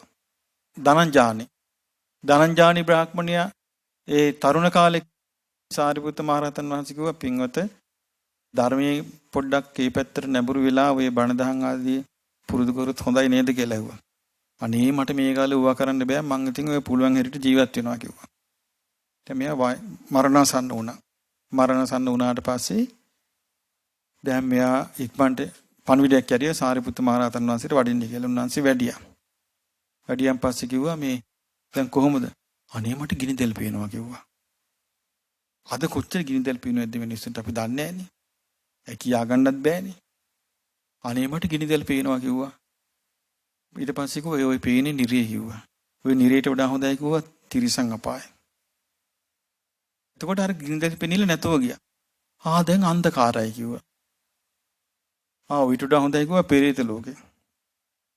ඊට පස්සේ පෙරේත ලෝකෙට හිත ආවා. ඊට පස්සේ මනුස්ස ලෝකෙට, දිව්‍ය ලෝකෙට, ඔහම බ්‍රහ්ම ලෝකෙටම හිත ගෙනිච්චනේ. බලන්න මනුස්ස ලෝකේ එතකොට බ්‍රහ්ම ලෝකෙට හිත ගෙනිලා බ්‍රහ්ම ලෝකෙ පිහිටවගෙන හිටිය හිත. ඊට පස්සේ ඒ ධනංජානි බ්‍රාහ්මණයා මැරිලා බඹලෝ උපන්නා. සාරිපුත්ත මහරහතන් වහන්සේ විහෙරට වැඩියාම බුදුරජාණන් වහන්සේ මොකක්ද ඇහුවේ? සාරිපුත්ත ඇයි ධනංජානි එතනින් නැවැත්තුවේ කියලා. ඇයි සාරිපුත්ත මහරහතන් වහන්සේට නෑ අර ඥානේ සියලු තැන් වලට යන ප්‍රතිපදාව. ඒ ආකාරයෙන්ම දන්නේ කවුද? බුදුරජාණන් වහන්සේ විතරයි. ඒ බුදුරජාණන් වහන්සේ එතන වැඩ හිටියනම් චතුරාර්ය සත්‍ය දකින්න. එතකොට බලන්නේ ශාස්ත්‍රුන් වහන්සේගේ ස්වභාවය අපි හොඳට තේරුම් ගන්න ඕනේ මේකෙන්. එතකොට බුදුරජාණන් වහන්සේගේ ඥාන 3ක් කිව්වා. ඒවා මතක තියාගන්න. සාමාන්‍යයෙන් අපිට ඒක මතක තියාගත්තොත් හරි ප්‍රයෝජනයි. ඊළඟ ඥානෙ තමයි අනේක ධාතු නානා ධාතු ලෝකං යථා භූතං පජානාති. මේ නානා ධාතු ස්වභාවයෙන් යුතු ලෝකය ඒ ආකාරයෙන්ම දකිනවා. එතන මේ ලෝකේ එකම ස්වභාවයෙන් යුක්ත නැහැ. නානා ධාතු ස්වභාවයෙන් යුක්තයි. එතකොට මේ ලෝකයට මොකක්ද සාමාන්‍යයෙන් අපි කියන්නේ නානත් කාය නානත් සංඤී. ඒ කිව්වේ ශරීර වලිනුත් වෙනස්. අදහස් වලිනුත් වෙනස් ලෝකයක් තමයි මේ තියෙන්නේ. එතකොට මේ ලෝකේ තිරිසන් ලෝකේ, പ്രേත ලෝක ආදී. තව ලෝක තියෙනවා ඒකත්ත කාය ඒකත්ත සංඤී. ශරීර වලිනුත් එක වගේ. අදහස් වලිනුත් එක වගේ. තව ලෝක තියෙනවා ඒකත්ත කාය නානත් සංඤී. ශරීර වලින් එකයි. අදහස් වලින් වෙනස්. සමහර ඒවා තියෙනවා නානත් කාය ඒකත්ත සංඤී. ශරීර වලින් වෙනස්, අදහස් වලින් එකයි. ඉතින් මේ ඔක්කොම මේ ලෝක ස්වභාවයේ ඒ වගේ ස්වභාවයන් ගැන නානා ධාතු ස්වභාවයෙන් යුතු ලෝකේ උන්වහන්සේ දන්නවා. දැන් මේ උන්වහන්සේ දකින්න දන්න ලෝකය අපිට ගෝචරද? අපිට ගෝචර නෑ. ඒ හේතුව ඒ ඥානෙ නෑනේ ලෝකේ කාටවත් දෙන අයට. උන්වහන්සේගේ තිබිච්ච ඒ ඥාන ශ්‍රාවකයෙකුට නෑ. අනේක ධාතු නානා ධාතු ලෝකේ නොඑක් ධාතු ස්වභාවයෙන් යුක්ත බව උන්වහන්සේ දකින මේ හොඳ එක්කිනාට හොඳ එක්කිනා එකතු වෙනවා. නරක එක්කිනාට නරක එක්කිනා එකතු වෙනවා. මේ වගේ ස්වභාවයෙන් යුක්තයි. ඒකට උන්වහන්සේ මොකද්ද පාවිච්චි කළේ? ධාතු ස්වභාවය කිව්වා. ධාතු ස්වභාවය කිව්වා. දැන් ඔන්න හිටපු ගමන් ওই දඹදිව වන්දනාවේ ගම් වලින් යනවා මිනිස්සු. වන්දනාවේ ගිහිල්ලා ඒ සමහරු ඉන්නවා මේ ගම් වල අර ගොඩේ බීම වර්ග බොණ්ඩ පුරුදු වෙච්ච.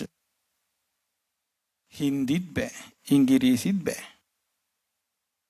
මේ ගිහිල්ලා ඉන්දියාවේ ගිහිල්ලා වැඩි වෙලාවක් නෑ මේ මිනිස්සුන් නෑ. ටිකක් වෙන හොඳට බීලා එනවා. හොයාගන්නවා තියෙන තැන්. ඒ කියන්නේ මොකද්ද?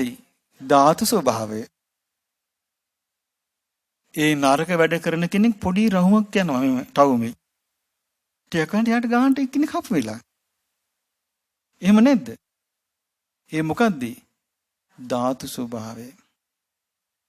හොඳ එක්කෙනාට හොඳ එක්කෙනෙක් අහු වෙනවා. නරක එක්කෙනාට නරක එක්කෙනෙක් අහු වෙනවා. මේ වගේ බුදුරජාන් වහන්සේ කලේ පැවිදි වුණෙත් මේ ධාතු ස්වභාවයට අනුවයි. දවසක් බුදුරජාන් වහන්සේ භික්ෂූන්ට වදාලා සාරිපුත්ත මහරහතන් වහන්සේයි සංඝ පිරිසකුයි සක්මන් කරනවා. ආම් බලන්න කිව්වා මහණෙනි. සාරිපුත්තයන් එක්ක මේ සක්මන් කරනවා. මේ සියලු දෙනා ප්‍රඥා සම්පන්නයි කිව්වා. මුගලන් මහරහතන් වහන්සේත් එක්ක සංඝ පිරිස සක්මන් කරනවා. අර බලන්න කිව්වා. ඒ සියලු දෙනා 이르දිමන්තයි කිව්වා. අනුරුද්ධ මහරහතන් වහන්සේත් එක්ක තව පිරිසක් සක්මන් කරනවා. මේ බලන්න කිව්වා අර පිරිස. ඒ සියලු දෙනා දිවස්ලාභින් කිව්වා. ආනන්ද ස්වාමීන් වහන්සේත් එක්ක තව පිරිසක් සක්මන් කරනවා. මේ පිරිස ඔක්කොම ධර්මයේ දරාගෙන ඉන්නවා කිව්වා පාඩම් කරගෙන. දේවදත්තත් එක්කත් පිරිසක් සක්මන් කරනවා. අර බලන්න කිව්වා ඔක්කොම පාපී භික්ෂුන් කිව්වා. දැන් බලන්න එතන පාපී භික්ෂුවට හිත ඇදලා ගියේ පාපී පුද්ගලයා ළඟටයි. එතකොට ප්‍රඥාවන්ත කෙනාගේ හිත ඇදලා ගියේ ප්‍රඥාවන්ත කෙනා ළඟටයි. දිවස් ලැබෙන කෙනාගේ හිත ඇදලා ගියේ දිවස් ලැබෙන කෙනා ළඟටයි. මේ ධාතු ස්වභාවය අනුව තමයි අපි මේ රැකී රක්ෂාවල් කරන්නේ. ගොඩක් අය රැකී රක්ෂාවල් කරන්නේ ධාතු ස්වභාවය අනුව. ඒ කවුරුත් දන්නේ නැහැ ඉතින් ඒක කොහොමද මේ ධාතු ස්වභාවය හිතාගෙන ඉන්නේ වෙනින් එකක් ඊට පස්සේ වෙන්නේ වෙනින් එකක් කරන්නේ ඉගෙන ගන්න වෙන විශයක් කරන්නේ වෙන රසාවක්. එහෙම වෙන්නේ නැද්ද? එහෙම වෙනවා. මේ ධාතු ස්වභාවයෙන් තමයි වෙන්නේ.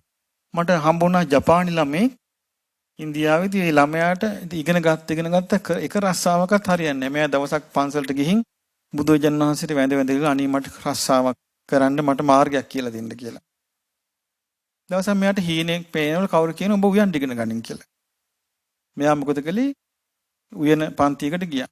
ගිහිල්ලා මේ පුතා දැන් මං හිතන්නේ ලොකු හෝටලයක හොඳ කුක් කෙනෙක්. දැන් බලන්න එයාගේ රස්සාවට එයා ඇදලා ගියපු විදිය. සමහර පොඩි ළමයි ඉන්න චූටි කාලේ මේ යකඩ කෑලි එකතු කර ගන්නවා, කෑලි හදනවා. ටික කාලයකට ගෑරේජ් බාස් කෙනෙක්. එහෙම වෙනවා. තව සමහර ඉන්නවා පොඩි කාලේ ඉඳලා ඇඳුම් මහාන පුරුදින ලොකු වෙන ටේලර් ෂොප් එකක් දාගෙන. සමහර පොඩි කාලේදී මුකුත් නැහැ. ලොකු වෙනට බාබර් කෙනෙක්. වෙන්නේ නැද්ද මෙව්වා? ඒ හැම එකටම අපේ ක්‍රියාවල් වලට මේ ධාතු ස්වභාවයේ බලපානවා. මේ ධාතු ස්වභාවය කොච්චර බලපානවද කියන්නේ බුදුරජාණන් වහන්සේ කාලේ සාරිපුත්ත මහරහතන් වහන්සේ ළඟ පොඩි නමක් පැවිදි වුණා. දැන් සාරිපුත්ත මහරහතන් වහන්සේ ඒ කාලේ ඉතින් පැවිදි වෙන හැමෝටම දෙන්නේ අසුබ භාවනාවනේ ඉස්සල්ලාම. ඉතින් කෙස්ලොම් නේද සම්මාස් අර මල්ල දිගහැරලා බලනවා වගේ මල්ල ලෙහෙලා බලනවා වගේ බලන්න කියලා සතිපට්ඨානේ තියෙන විදියට උගන් දැන් මේ ස්වාමීන් වහන්සේ භාවනා කරනවා ඒක මොහොතක් කී අරමුණ හිතට ගන්න බෑ. දැන් සාරිපුත්ත මහරහතන් වහන්සේ එක එක ක්‍රමයකට කියලා දෙනවා. ඒත් බෑ. 3 මාසයක් මුළුල්ලේ වෙහෙසෙනවා ප්‍රතිඵල නැහැ. ඊට පස්සේ බුදුරජාණන් වහන්සේ ළඟට එක්කන් යනවා.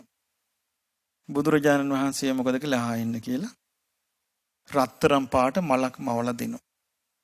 මේ මල දිහා බලාගෙන ලෝහිතකම් කියලා මෙනෙහි කරන්න කියනවා. මේ මෙනෙහි කරනකොට මොහොතින් හිත එකඟ වුණා. බුදුරජාණන් වහන්සේ ධර්මයේ කිව්වා රහත් ඵලයටපත් වුණා. බුදුරජාණන් වහන්සේ වදාළ සාරිපුත්ත මහරහතන් වහන්සේට සාරිපුත්ත ආත්ම භාව 500ක් රත්තරන් වැඩ කරපු එක්කෙනෙක් කිව්වා මේ. බලන ධාතු ස්වභාවයේ අනේක ධාතු නානා ධාතු ස්වභාවයුත් ලෝකේ බුදුරජාණන් වහන්සේ තමයි දැක්කේ. එතකොට ඒ උන්වහන්සේගේ ඥාණය එතකොට බලන්න උන්වහන්සේගේ මේ දසබල ඥාන උන්වහන්සේගේ උතුම් ධම්සක් පැවතුම් දේශනාවට ඍජුවම බලපාපු දේ නේ එකමදී. ඒකෙන් තමයි ශ්‍රාවකයෝ ඒ කාලේ ශ්‍රාවක පිරිස් නිවන් අවබෝධ කළේ. ඉතින් හරි ලස්සන මේ සිද්ධි බලද්දී. දැන් අතුරු ඥාන 4ක් කිව්වා අපි. මොනවද ඒ? විය හැකි නොවිය හැකි දේ ඒ ආයුරින්ම දන්නා ඥානෙ. අතීත අනාගත වර්තමාන කර්ම විපාක හේතු වශයෙන් තැන් වශයෙන් ඒ ආයුරින්ම දන්නා ඥානෙ. සියලු තැන් වලට යන ප්‍රතිපදාව ඒ ආයුරින්ම දන්නා ඥානෙ. අනේක ධාතු නානා ධාතු ලෝකය ඒ ආයුරින්ම දන්නා ඥානෙ. ඊළඟ එක තමයි සත්වයන්ගේ නානාදි මුත්තිකතං යථා භූතං පජානාති. සත්වයන්ගේ නානා රුචි අරුචකං ඒ ආකාරයටම දන්නා උන්වහන්සේ. උන්වහන්සේ ඒවෙන් තමයි මේ ලෝකෙට ධර්මයේ ප්‍රචාරය කළේ. සත්වයන්ගේ නානාදි මුත්තික බව.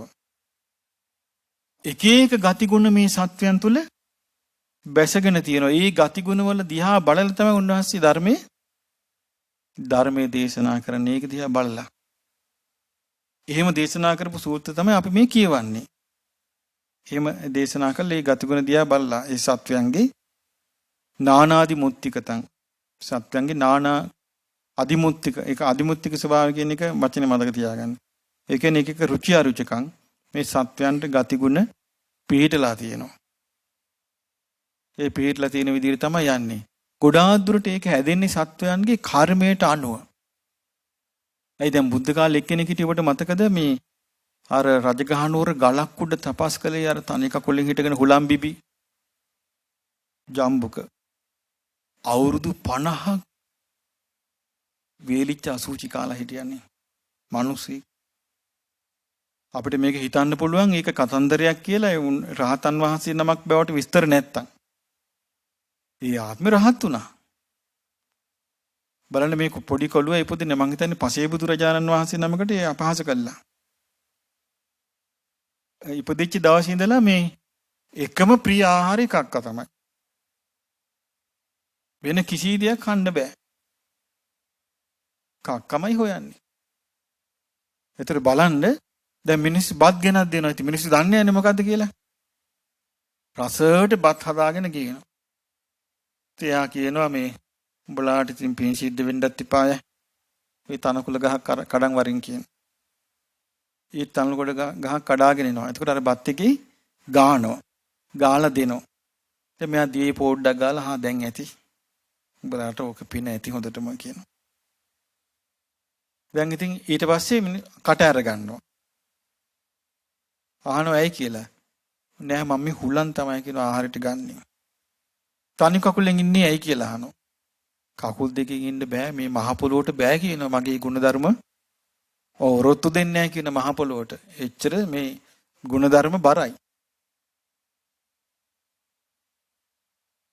එතකොට ජම්බුකා ජීව දැන් තනි කකුලෙන් ඉන්නවා. රැයට මොකද කරන්නේ? කකුල් දෙකම තියෙනවා. කට වහ ගන්නවා. හිමීට ගලෙන් පල්ලෙහාට බහිනවා. බහැලා යනවා මිනිස්සුන්ගේ අසුචි ගෙනල්ලා දාන තැනට. කියලා මොකද කරන්නේ? බඩ පිරෙන්න කනවා. දවසක්ද සතියක්ද මාසයක්ද අවුරුදු 50ක් පුදුම කර්මයක් නේද ගෙවලා තියෙන්නේ. අවුරුදු 50ක් බුදුරජාණන් වහන්සේ දැක්ක මෙයාගේ මේ ඉරණම. දැකලා උන්වහන්සේ වැඩියා. අන්න බලන්න සත්‍යයන්ගේ නානාදි මුත්‍තික බව. එයා කොහොමද මේ කර්මයේ රැස්කලේ කොවිදිරද මෙයාට විපාක දෙන්නේ? දැන් මේ විපාක දෙලා ඉවරයි. දැන් මෙයාට බේරෙන්න මොකද්ද කරන්න ඕනේ දේශනාව? මේ ඔක්කොම උන්වහන්සේ දන්නවා. උන්වහන්සේ වැඩිලා උන්වහන්සේ කරුණු කියලා දැන් උන්වහන්සේ රැය නැවතින්න අවසර ගත්තා. ගල උඩ දැන් උන්වහන්සේ ඉන්නවා. දැන් අරයා ගණන් ගන්නෑ බුදුරජාණන් වහන්සේ. දැන් ඉන්නවා පැත්ත කරවිලා. එයා තනි කකුලෙන් හිටියේ කට අරගෙන ඉන්නවා. දැන් රැය වෙනකොට උන්වහන්සේ දැන් බුදුරජාණන් වහන්සේ දන්නවා දැන් මෙයා මේ වෙලාවට කට වහනවා මේ වලට කකුල තියෙනවා මෙයා යනවා කියලා. එතකොට උන්වහන්සේ ළඟට ගිහිල්ලා දැන් මොකද මේ කරන්න හදන්නේ? පාර ගිහිල්ලා අසුචි කන්නේද හදන්න කියලා ඇහුවා. අන්න මෙයාගේ අර සලුපිලි ඔක්කොම වහගෙන හිටපු ඔක්කොම ඉවරයි ඉරිලා ගියා. ඊට පස්සේ ධර්මයේ දේශනා කළා පැහැදුනා රහත් ඵලයටපත් වුණා.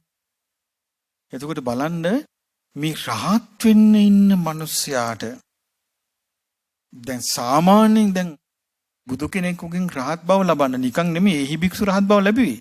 රහත් බව ලබන්න පින තියෙන එක්කෙනාට කර්මයේ ගහපු ගැහිල්ල කර්ම විපාකේ ගහපු ගැහිල්ල එහෙම බලද්දී අපිට තියෙන බරපතලම අර්බුදේ අපට තමන්ගේම සිතකය වචනේ නුහුරට යෑම.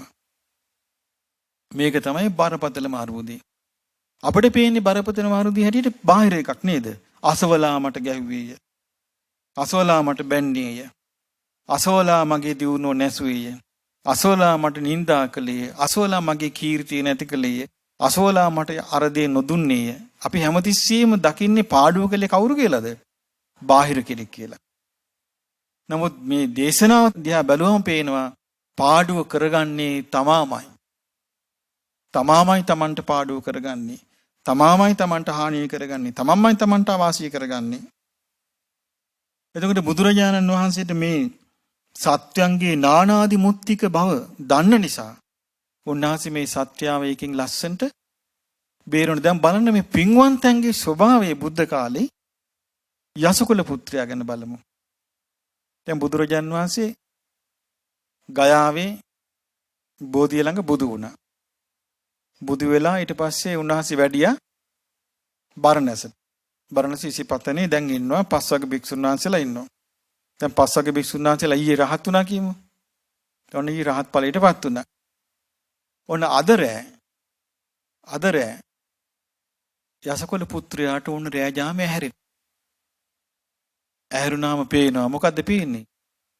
නිලියන්ගේ විප්‍රකාර. ඒ යසකුල පුත්‍රයාටත් මාලිගා තුනක් තියෙනවා. නිින්ද යනකන් නාටිකාංගනාව නටනවා සින්දු කියනවා. දැන් යාට ඇහැරෙනකොට මේ ඔක්කොම නාටිකාංගනාවගේ විප්‍රකාර දැක්කා. දැකපු ගමන් එපා වුණා. උපද්දුතං වතබෝ උපස්සට්ඨං වතබෝ එහෙම කියුණා. වැඩන්නේ මේ ජීවිතේ මොන වදයක්ද මොන කරදරයක්ද කියලා. හිතුවා මං එවලම යන්න ඕනේ. පුදුම සහගත සිද්ධිය බලන්න එතකොට එවලම යන්න ඕනේ කියලා සෙරප්පු දෙක දාගත්තා. දාගෙන ගේට්ටුව ගාවට ආවා. එනකට ගේට්ටුව ඇරි මිනිස්සු නෙවෙයි. අමනුෂ්‍ය ගේට්ටුවේ හරි ලස්සන තියෙනවා මේ මහවග්ගපාලි පොතේ. මේ යසකුල පුත්‍රයාට උතුම් පැවිදි බවට බාධා නොවේවා. දැන් යසකුල පුත්‍රයා දන්නේ නැහැ පැවිදි වෙන්න යන්නේ කියලා. අමනුෂ්‍යෝ යසකුල පුත්‍රයාගේ උතුම් පැවිදි බවට බාධා නොවේවා කියලා ගේට්ටු අරිනවා. දැන් මේ සිද්ධි වෙන රෑ 3ට විතර 4ට වගේ වෙන්නේ. එන්න දැන් යසකුල පුත්‍රයා යනවා. දැන් පාරේ හිටිච්ච පාරේ යනවා. ගිහිල්ලා ඔන්න මේ නගරේ දොරත් අරිනවා. යසකුල පුත්‍රයාගේ උතුම් පැවිද්දට බාධා නොවේවා කියලා. දොරට පාළුවේ බුදි. එතකොට කවුද මේ අරින්නේ? අමනුෂ්‍යෝ. හැරගෙන යනකොට ඔන්න බුදුරජාණන් වහන්සේ ගහක් යට වැඩ ඉන්නවා. උන්වහන්සේ පේන්නේ නැහැ මෙයාට ආයෙ කියවෙනවා අර කායි. උපද්දුතං වත බොහෝ උපස්සට්ටං වත බොහෝ කියලා. මට බවද්දි මේ ජීවිතේ හරි කරදරයන්නේ. හරි පීඩාවයිනේ කියලා. ඒක බුදුරජාණන් වහන්සේ කියනවා යස මං ගත කරන ජීවිතයේ කිසි කරදරයක් නැහැ. කිසි පීඩාවක් නැහැ කියනවා. ඒකට යසකුල පුත්‍රයා එතනට එනවා. උන ධර්මයේ කියනවා. අන්න බුදුරජාණන් වහන්සේලාගේ ධර්මයේ අර මොකක්ද මේ දේශනාවට කියන්නේ? සාමුක්ඛංශික දේශනා. තමාම උසස් බවට පත් කරවන දේශනාව කියනවා. දේශනා කරාම යසකුල පුත්‍රයා සෝවාන් ඵලයටපත් වෙනවා. යසකුල පුත්‍රයාගේ අම්මා නැගිටලා බලනවා දොරවල් ඇරලා. දුවලා ගිහිල්ලා බලන කුමාරයා නැහැ. තාතර දුවලා ගිහිල්ලා කියනවා හරි වැඩේනේ. පුත් කුමාරයා නැහැ කියනවා. තාත්තා කියනවා මම බලාගෙන ඉන්නම් කියලා බලනවා. මම වැලි පාරේ තියෙන අඩිපාරව. ඒ අඩිපාර දිගේ යනවා. ඒතර බුදුරජාන් වහන්සේ දකිනවා දැන් තාත්තා එනවා. දැන් උන්වහන්සේ ඉරිදියක් පානවා. යසකුල පුත්‍රයා වාඩි වෙලා ඉන්නවා. පේන්නේ නැහැ තාත්තට. තාත්තා විලහන මේ ස්වාමීනි මගේ පුත්‍රයා මේ පැත්තෙන් ගියාද කියලා. කියනවා මේ ගෘහපතිය වාඩි වෙන්න මම ඔබට ධර්මය කියන්නම්. සාමුක්ඛංශික දේශනාව කරනවා.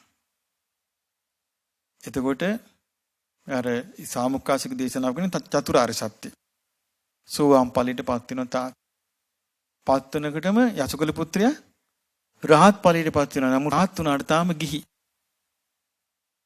බුදුරජාන් වහන්සේ ඉරිදී ආතාරිනවා. පුතා ළඟ තාතර පේනවා. තාත්තා කියන පුතේ අම්මට කරදරයක් වී අම්මා දැන් ඔන්න කම්පා වෙලා ඉන්නවා. ඉක්මනට ගෙදර යන් කියනවා. එතකොට බුදුරජාන් වහන්සේ කියන ගෘහපතිය ඔබ යම් ධර්මයක් අවබෝධ කළාද? ඒ ධර්මයේ පරිපූර්ණව අවබෝධ කළා උපාදාන රහිතව හිත මුදවාගෙන නිකලෙස්ලා මේ ඉන්නේ කියන පුතා. මේ පුතාට දැන් තියෙන පැවිදි විතරයි කියනවා. තාත්තා කියනවා ස්වාමීනි මාගේ පුත්‍රයාට පැවිදි එසේම වේවා. එහෙනම් ස්වාමීනි හෙට දවසේ දානෙට මේ පුතා සමග ගෙදර වඩින්න කියනවා. ඔන්න එහි භික්ෂු පැවිද්ද ලැබෙනවා යසකුල පුත්‍රයාට. බලන්න මේ ජීවිතේ කොහොමද කියලා. ඊට පස්සේ බුදුරජාණන් වහන්සේ යසකුල පුත්‍රයයි ඒ ගෙදරට වඩිනවා. යස රහතන් වහන්සේ. වඩින්න දැන් තාත්තා සෝවාන් වෙලා. දැන් යස කුමාරයාගේ ගිහි කාලේ යස කුමාරයාගේ බිරිඳයි අම්මයි. දානි හදලා දැන් දාන පූජා කරනවා. එදා බුදුරජාණන් වහන්සේ එතනදිත් අර දාන කතා, සීල කතා, සග්ග කතා, කාමානං ආදීනං ඕකාරං සංකිලේසං නෙක්ඛම්ම ආනිසංසං ඔය සාමුක්ඛංශික දේශනාව කරනවා. එතකොට ඔන්න යසකුල පුත්‍රයාගේ අම්මයි බිරිඳයි සෝවාන් ඵලයටපත් වෙනවා. එතකොට යසකුල පුත්‍රයාගේ තාත්තා තමයි බුද්ධ ශාසනයේ ප්‍රථම උපාසක. තෙරුවන් සරණ ගියේ ප්‍රථම උපාසක. අම්මයි බිරිඳයි තමයි තෙරුවන් සරණ ගියේ ප්‍රථම උපාසිකාවෝ. නිකන් නෙමෙයි තෙරුවන් සරණ ගියේ ඒගොල්ලෝ. මාර්ගඵල ලාභීන් හැටියටයි. දැන් බලන්න පින්වල වෙනස. දැන් අපි මේ තෙරුවන් සරණ යනකොට තෙරුවන් කැඩෙන්න කොච්චර දේවල් තියෙනවද? තව කෙනෙක් කියලා නැකතක් ගෙනත් දෙනවා. මේ බලාපි මේකත් කියලා. තව කෙනෙක් කේන්දරේ බැලුවද කියලා අහනවා. මේ රකින්න තිසරණේ නැති කරන්න කොච්චර දේවල්ද දැන් වර්තමානයේ. තිසරණේ පිටලා මැරෙන්නේ කීයෙන් කී දෙනාද? ගොඩාක් දෙනෙකුට තිසරණේ නැතුව මැරෙන්නේ. ඉතින් සුගතියක් කොහේ තිසරණේ නැතුව මැරිලා. ඉතින් ඒ නිසා ඒ බුදුරජාණන් වහන්සේගේ නානාදි මුත්තිකත භාවය ඥානයක්. ඒතකොට මම කල්පනා කළා ඒවා කියවද්දි ඇත්තෙම මේ මොනතරම් පින්වන්තයෝද. දැන් යසකුල පුත්‍රයාගේ තාත්තා දන්නවද ඒ බුද්ධ ශාසනයේ පළවෙනි උපාසක කියලා? නෑ. අම්මා දන්නවද පළවෙනි උපාසිකාව කියලා? එයාගේ බිරිඳ දන්නවද පළවෙනි උපාසිකාව කියලා? නෑනේ. යසකල පුත්‍රයා දන්නවද පිටත්තුනි රහත් වෙන්න කියලා? නෑනේ. බලන්න මේ හොඳට පින් මෝරපු අයගේ සිද්ධ වෙන හැටි.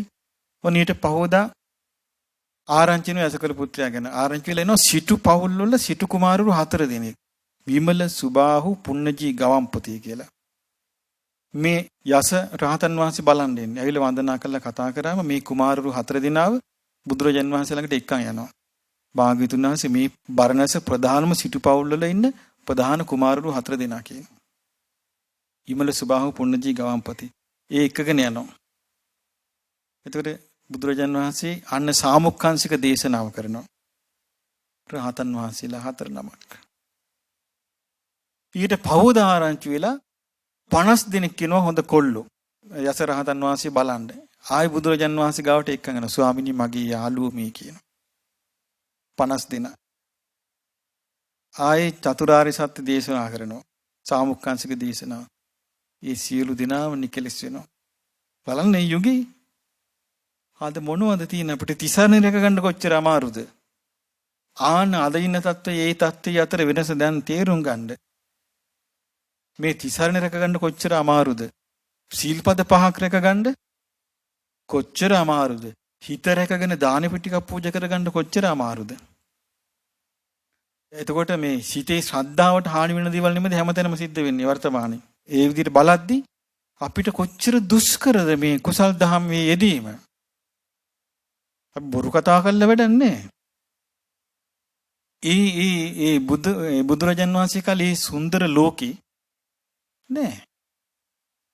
සුළු කාලෙන් බලන්න පට ගාලේ ධර්මාබෝධේ වෙච්ච හැටි.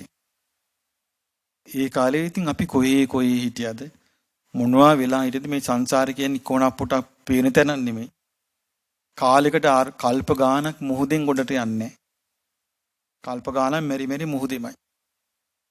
ආයි කාලයකට වැසිකිලි වලින් ගොඩ යන්නේ කල්ප ගානක්. ආයි තිරිසං ආත්මෙන් ගොඩ යන්නේ කල්ප ගානක්. ආයි പ്രേත ලෝකෙන් ගොඩ යන්නේ. එහෙම ක්‍රවුංග ගහන්නේ මනුස්ස ලෝකෙට මේ එන්නේ අපි. එහෙම ඇවිල්ලා තමයි දැන් අපි මේ මත් වෙලා ඉන්නේ මේ දන්න පේන ටිකට. ඉතින් මේ ඇත්ත ස්වභාවය අර බුදුරජාණන් වහන්සේ දේශනා කරපු නිසා අපි දැන් මේක ඉගෙනගෙන තියෙනවා. ඉතින් ඒ නිසා මේ සත්‍යයන් ඒ සසර පුරුදු කරපු රටාව හොඳට පේනවා බුදුරජාණන් වහන්සේට කෙනෙක් දකින්නකට. පේනවා. දැන් ඉතින් අපිට මේ අවස්ථාවල් නැහැ දැන්. එතකොට මේ පේනතික් මානිකේ බඳු අවස්ථාවක් නැහැ. එතකොට අපිට දැන් එහෙමනම් ආඩම්බර වෙන්න මොකුත් තියෙනවද? නැහැ. හිතට ගන්න මොකුත් නැහැ. හරි විදියට තේරුම් ගත්තොත් අපි හැමෝම එක එක්කෙනා ඊටාම අසරණයි. ඊටාමත්ම අසරණයි. ඒතර මේ අසරණ භාවයට තියෙන පිළිසරණ තමයි බුදුරජාණන් වහන්සේව සරණ යන්න ලැබීම. ඉතින් ඒ සරණ ගියපු බුදුරජාණන් වහන්සේගේ ඥාන තමයි දැන් ඔය අපි ඉගෙන ගනිමින් සිටියේ. පළවෙනි ඥානයට අපි කිව්වේ විය හැකි තැන් නොවිය හැකි තැන් ගැන ඒ ආකාරයෙන්ම උන්වහන්සේ දන්නවා. අතීත අනාගත වර්තමාන කර්ම විපාක හේතු වශයෙන් තැන් වශයෙන් ඵල දෙන ආකාරය උන්වහන්සේ මේ විදිහටම දන්නවා. සියලු තැන්වල උපදින ප්‍රතිපදාව සියලු තැන්වලට යන ප්‍රතිපදාව උන්වහන්සේ මේ විදිහටම දන්නවා. අනේක ධාතු නානා ධාතු ලෝකේ උන්වහන්සේ මේ විදිහටම දන්නවා. සත්‍යංගේ නානාදි මුත්‍තිගත බව ඒ විදිහටම දන්නවා. දැන් අපි ඥාන කීයක් ඉගෙන ගත්තද? ඥාන 5යි. ඊළඟ එක තමයි පරසත්තානං පරපුග්ගලානං ඉන්ද්‍රිය පරෝ පරියත්තං යථා භූතං පජානාති. මේ බාහිර සත්වයන්ගේ බාහිර පුද්ගලයන්ගේ අභ්‍යන්තරී ගුණේ මොන විදිහටද තියෙන්නේ කියලා උන්වහන්සේ දන්නවා. ඒ කියන්නේ දැන් අපි ගත්තොත් දැන් මෙතන ඉන්න ඔක්කොගෙම එක එක්කෙනා තුළ සංසාරේ පුරුදු කරපු එක්ක වීරිය ඉස්මතු වෙලා ඇති. එහෙම නැත්නම් පැහැදෙන ස්වභාවය ඉස්මතු වෙලා ඇති. ඒක හිත එකඟ වෙන බව. එහෙම නැත්නම් නුවණින් විමසන බව මොකක් හරි එකක් තියෙන පුරුදු කරපු එක. නමුත් මේ වෙන කවුරුවත් මේ ලෝකේ කවුරුවත් දන්නේ නැහැ ඒක. ඒක දන්නේ කවුද? බුදුරජාන් වහන්සේ දන්නේ. පරසත්තානම් පරපුග්ගලානම් ඉන්ද්‍රිය පරෝ පරියත්තං. බාහිර සත්‍යයන්ගේ බාහිර පුද්ගලයන්ගේ ඉන්ද්‍රිය ධර්මයන්ගේ අඩු වැඩි බව. උන්වහන්සේ දන්නවා. ඒකයි උන්වහන්සේට කෙනෙක් දකින්නකටම උන්වහන්සේ පුදුමයි, හරීම පුදුමයි. වදා ගන්න බෑ අපිට. සමහර අයට ධර්මය අවබෝධ කරගන්න වචන දෙකයි කියන්නේ. දවසක් එනවා භික්ෂුවක්. භාග්‍යවතුන් වහන්සේ මම මේ හුදකලාවේ ඉන්න යන්න හදන්නේ. මට ධර්මයක් දේශනා කරන්න කියනවා. එහෙනම් භික්ෂුව මේක මතක තියාගන්න කියනවා. බැඳුනොත් ඔබ බැඳෙන්නේ මායයට. නිදහස් වුනොත් ඔබ නිදහස් වෙන්නේ මායයෙන්. ඔන්න ඕක ගිහිල්ලා අවබෝධ කරන්න. ඔච්චරයි බණ.